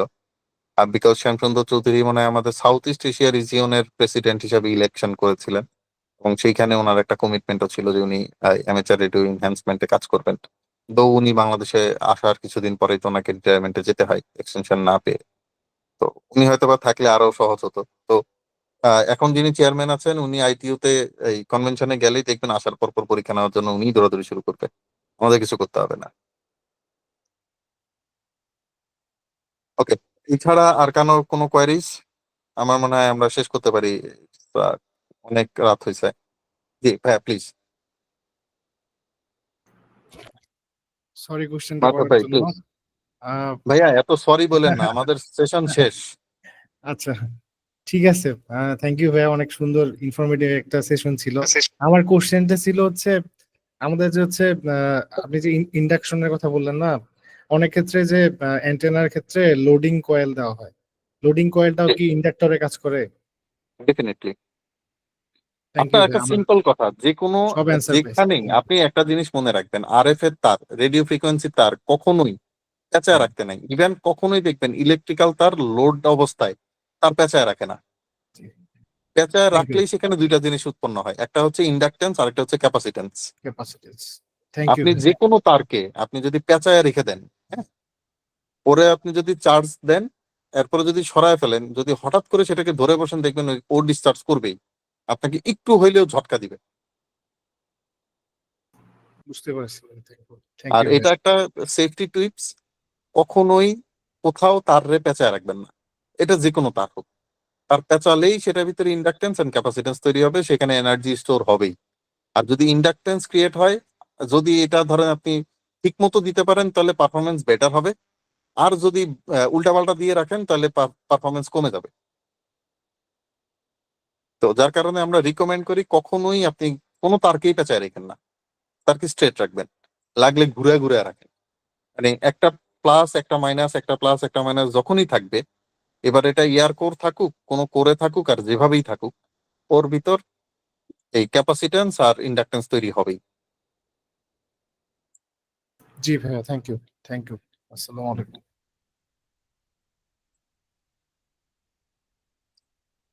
ওকে, আর কারো মনে হয় কোনো প্রশ্ন নাই? সবাই চুপচাপ নীরব। আস্তে আস্তে আমরা বিদায় নেই। রাত্রি রাত্রি, শুভরাত্রি। ভাই মামুনুর রশিদ ভাই হাত তুলছিল। ও, মামুনুর জি রশিদ ভাই প্লিজ, আছেন উনি? হাত জি তুললো। ভাই, আসসালামু আলাইকুম। জি ভাই প্লিজ। জি জি, আমার একটা প্রশ্ন ছিল যে যেটা আপনি বললেন যে আমাদের ক্যাম্প হবে, সেটা কি মুষ্টমে মানে কিছু সংখ্যক লোক যাবে না আপনাদের বাসায় হবে? না না, আমাদের এখানে যারা আছেন এই পরীক্ষায় যারা মানে আমাদের ক্লাসগুলি যারা করছেন, আহ একটা মনে হয় বেরিয়ার থাকবে, অ্যাটলিস্ট 80% ক্লাস অ্যাটেন্ড না করলে তো ওইখানে গিয়ে আপনি দেখা গেল একটা এমন একটা প্রশ্ন করলেন যেটা ওইখানে আসলে রিলেভেন্ট না, কারণ ওইখানে ডেফিনেটলি টেকনিক্যাল সেশন হবে। আপনাদের এখানকার প্রস্তুতি নিয়ে সেখানে গিয়ে বাকি কাজগুলি হবে। এখন যে ক্লাসেই অ্যাটেন্ড করে নাই তাকে ওইখানে নিয়ে গিয়ে তো আমার কোনো লাভ নেই। অ্যাটলিস্ট যে এখানে ক্লাসের আমার মনে হয় একটা বেরিয়ার এই ফ্যাসিলিটেটর ঠিক করছেন, মানে 80% অ্যাটেন্ডেন্স না থাকলে সেখানে আপনাকে নিয়ে যাওয়া হবে না মনে হয়, এরকম কিছু একটা। এসিপি আমি কি ভুল বলছি? 80% না কত পার্সেন্ট তোমরা ঠিক করছিলা? 80% করেছিলাম। ওকে 80% প্লাস হচ্ছে আমাদের কিছু এক্সাম নিব আমরা, ওয়ান কাইন্ড অফ কুইজ বা এই জাতীয় কিছু। তো ওখানে যারা পাশ করবে তাদের সাথে আমরা সামনে আগাবো। যদি বা কুইজ নিয়ে এখনো শুরু করি নাই, বলা ছিল যে আজকের মিটিং এর শুরুতে করব, কিন্তু এটা হয়তো আমরা পরে নিয়ে নিব। ওকে, সো আই থিঙ্ক মামুন ভাই আপনি আপনার আনসারটা পেয়ে গেছেন। আর বেসিক্যালি আমাদের মূল উদ্দেশ্য আপনাকে পরীক্ষায় পাস করানো না, মূল উদ্দেশ্য হচ্ছে আমরা একত্রে এই এমএচআর চর্চাটা সারা জীবন করে যাব আনটিল আমি সাইলেন্ট কি হয়ে যাই। এখন আপনাকে মামুন নামে ডাকছি, একটা পর্যায়ে এসে আপনাকে আমি কল সাইন নামে ডাকবো, কল সাইন দিয়ে ডাকবো। তো এই ক্ষেত্রে আসলে একটু মানে সিরিয়াসলি নেওয়ার কিছু নাই, আবার একটু সিরিয়াসনেসও আমরা আশা করি। মানে অনেকটা আচ্ছা। হচ্ছে শ্বশুর বাড়িতে গিয়ে গোস্ত খাওয়ার মতো আর কি, বুঝছেন? জি শ্বশুর জি বাড়িতে আপনি গোস্ত খাইতে গেলেন, কিন্তু আপনি তো নিজে নিয়ে খাইতে পারবেন না, কেউ যদি একটু বেড়ে দেয় আর কি। জি জি। আচ্ছা, আরেকটা প্রশ্ন ছিল আমার। আমার একটা ছোট্ট রিপিটার আছে, হ্যাঁ, যেটার মডেল হচ্ছে QYT KT7900। আচ্ছা, এটাতে আমরা কি এ- repeat করা যাবে? বুঝি নাই ভাইয়া, আবার একটু বলবেন? যে আমার একটা রিপিটার ছিল, হ্যাঁ, মডেলটা হচ্ছে রিপিটার? KYT 7900D। এটাতে কি রিপিট করা যাবে? মানে পার্সোনাল কোশ্চেন করলাম আমি, যেহেতু সবাই নাই। আহ, মানে এই ক্ষেত্রে আমরা বলি আপনি একটা পাইরেট স্টেশন, হ্যাঁ, জি জি এমএচআর ল্যাঙ্গুয়েজে আপনাকে বলা হয় পাইরেট স্টেশন। তো আমরা পাইরেট স্টেশনকে এন্টারটেইন করি না ভাইয়া, খুবই সরি। জি ইথিক্যালি আপনাদের যে ইথিক্সের ক্লাস হয়েছে না, সেখানে এটা বলা হয়েছে, হ্যাঁ। জি জি জি। আপনি না, এই কারণে আমি আনটিল ক্লাসের আপনি বাইরে। একজন এমএচআর রেডিও অপারেটর, এই ক্লাস রেকর্ড হচ্ছে, সো ডোন্ট ডু দিস। এসব নিয়ে আর কখনোই রেকর্ডের ক্লাসে কথা বলেন না। আপনি যেটা করেছেন এটা কোনোভাবেই উচিত না এবং কাম্য না। হ্যাঁ, এমএচআররা ইথিক্যালি খুবই হাই স্ট্যান্ডার্ড মেনটেন করে। আচ্ছা, ধন্যবাদ। ওকে, আমার মনে হয় আমরা ক্লোজ করতে পারি। আর যদি কারো কোনো কোয়ারিজ না থাকে, কারো কোনো কিছু বলার না থাকে, I think we can close the session for today. ACP recording of করে দাও।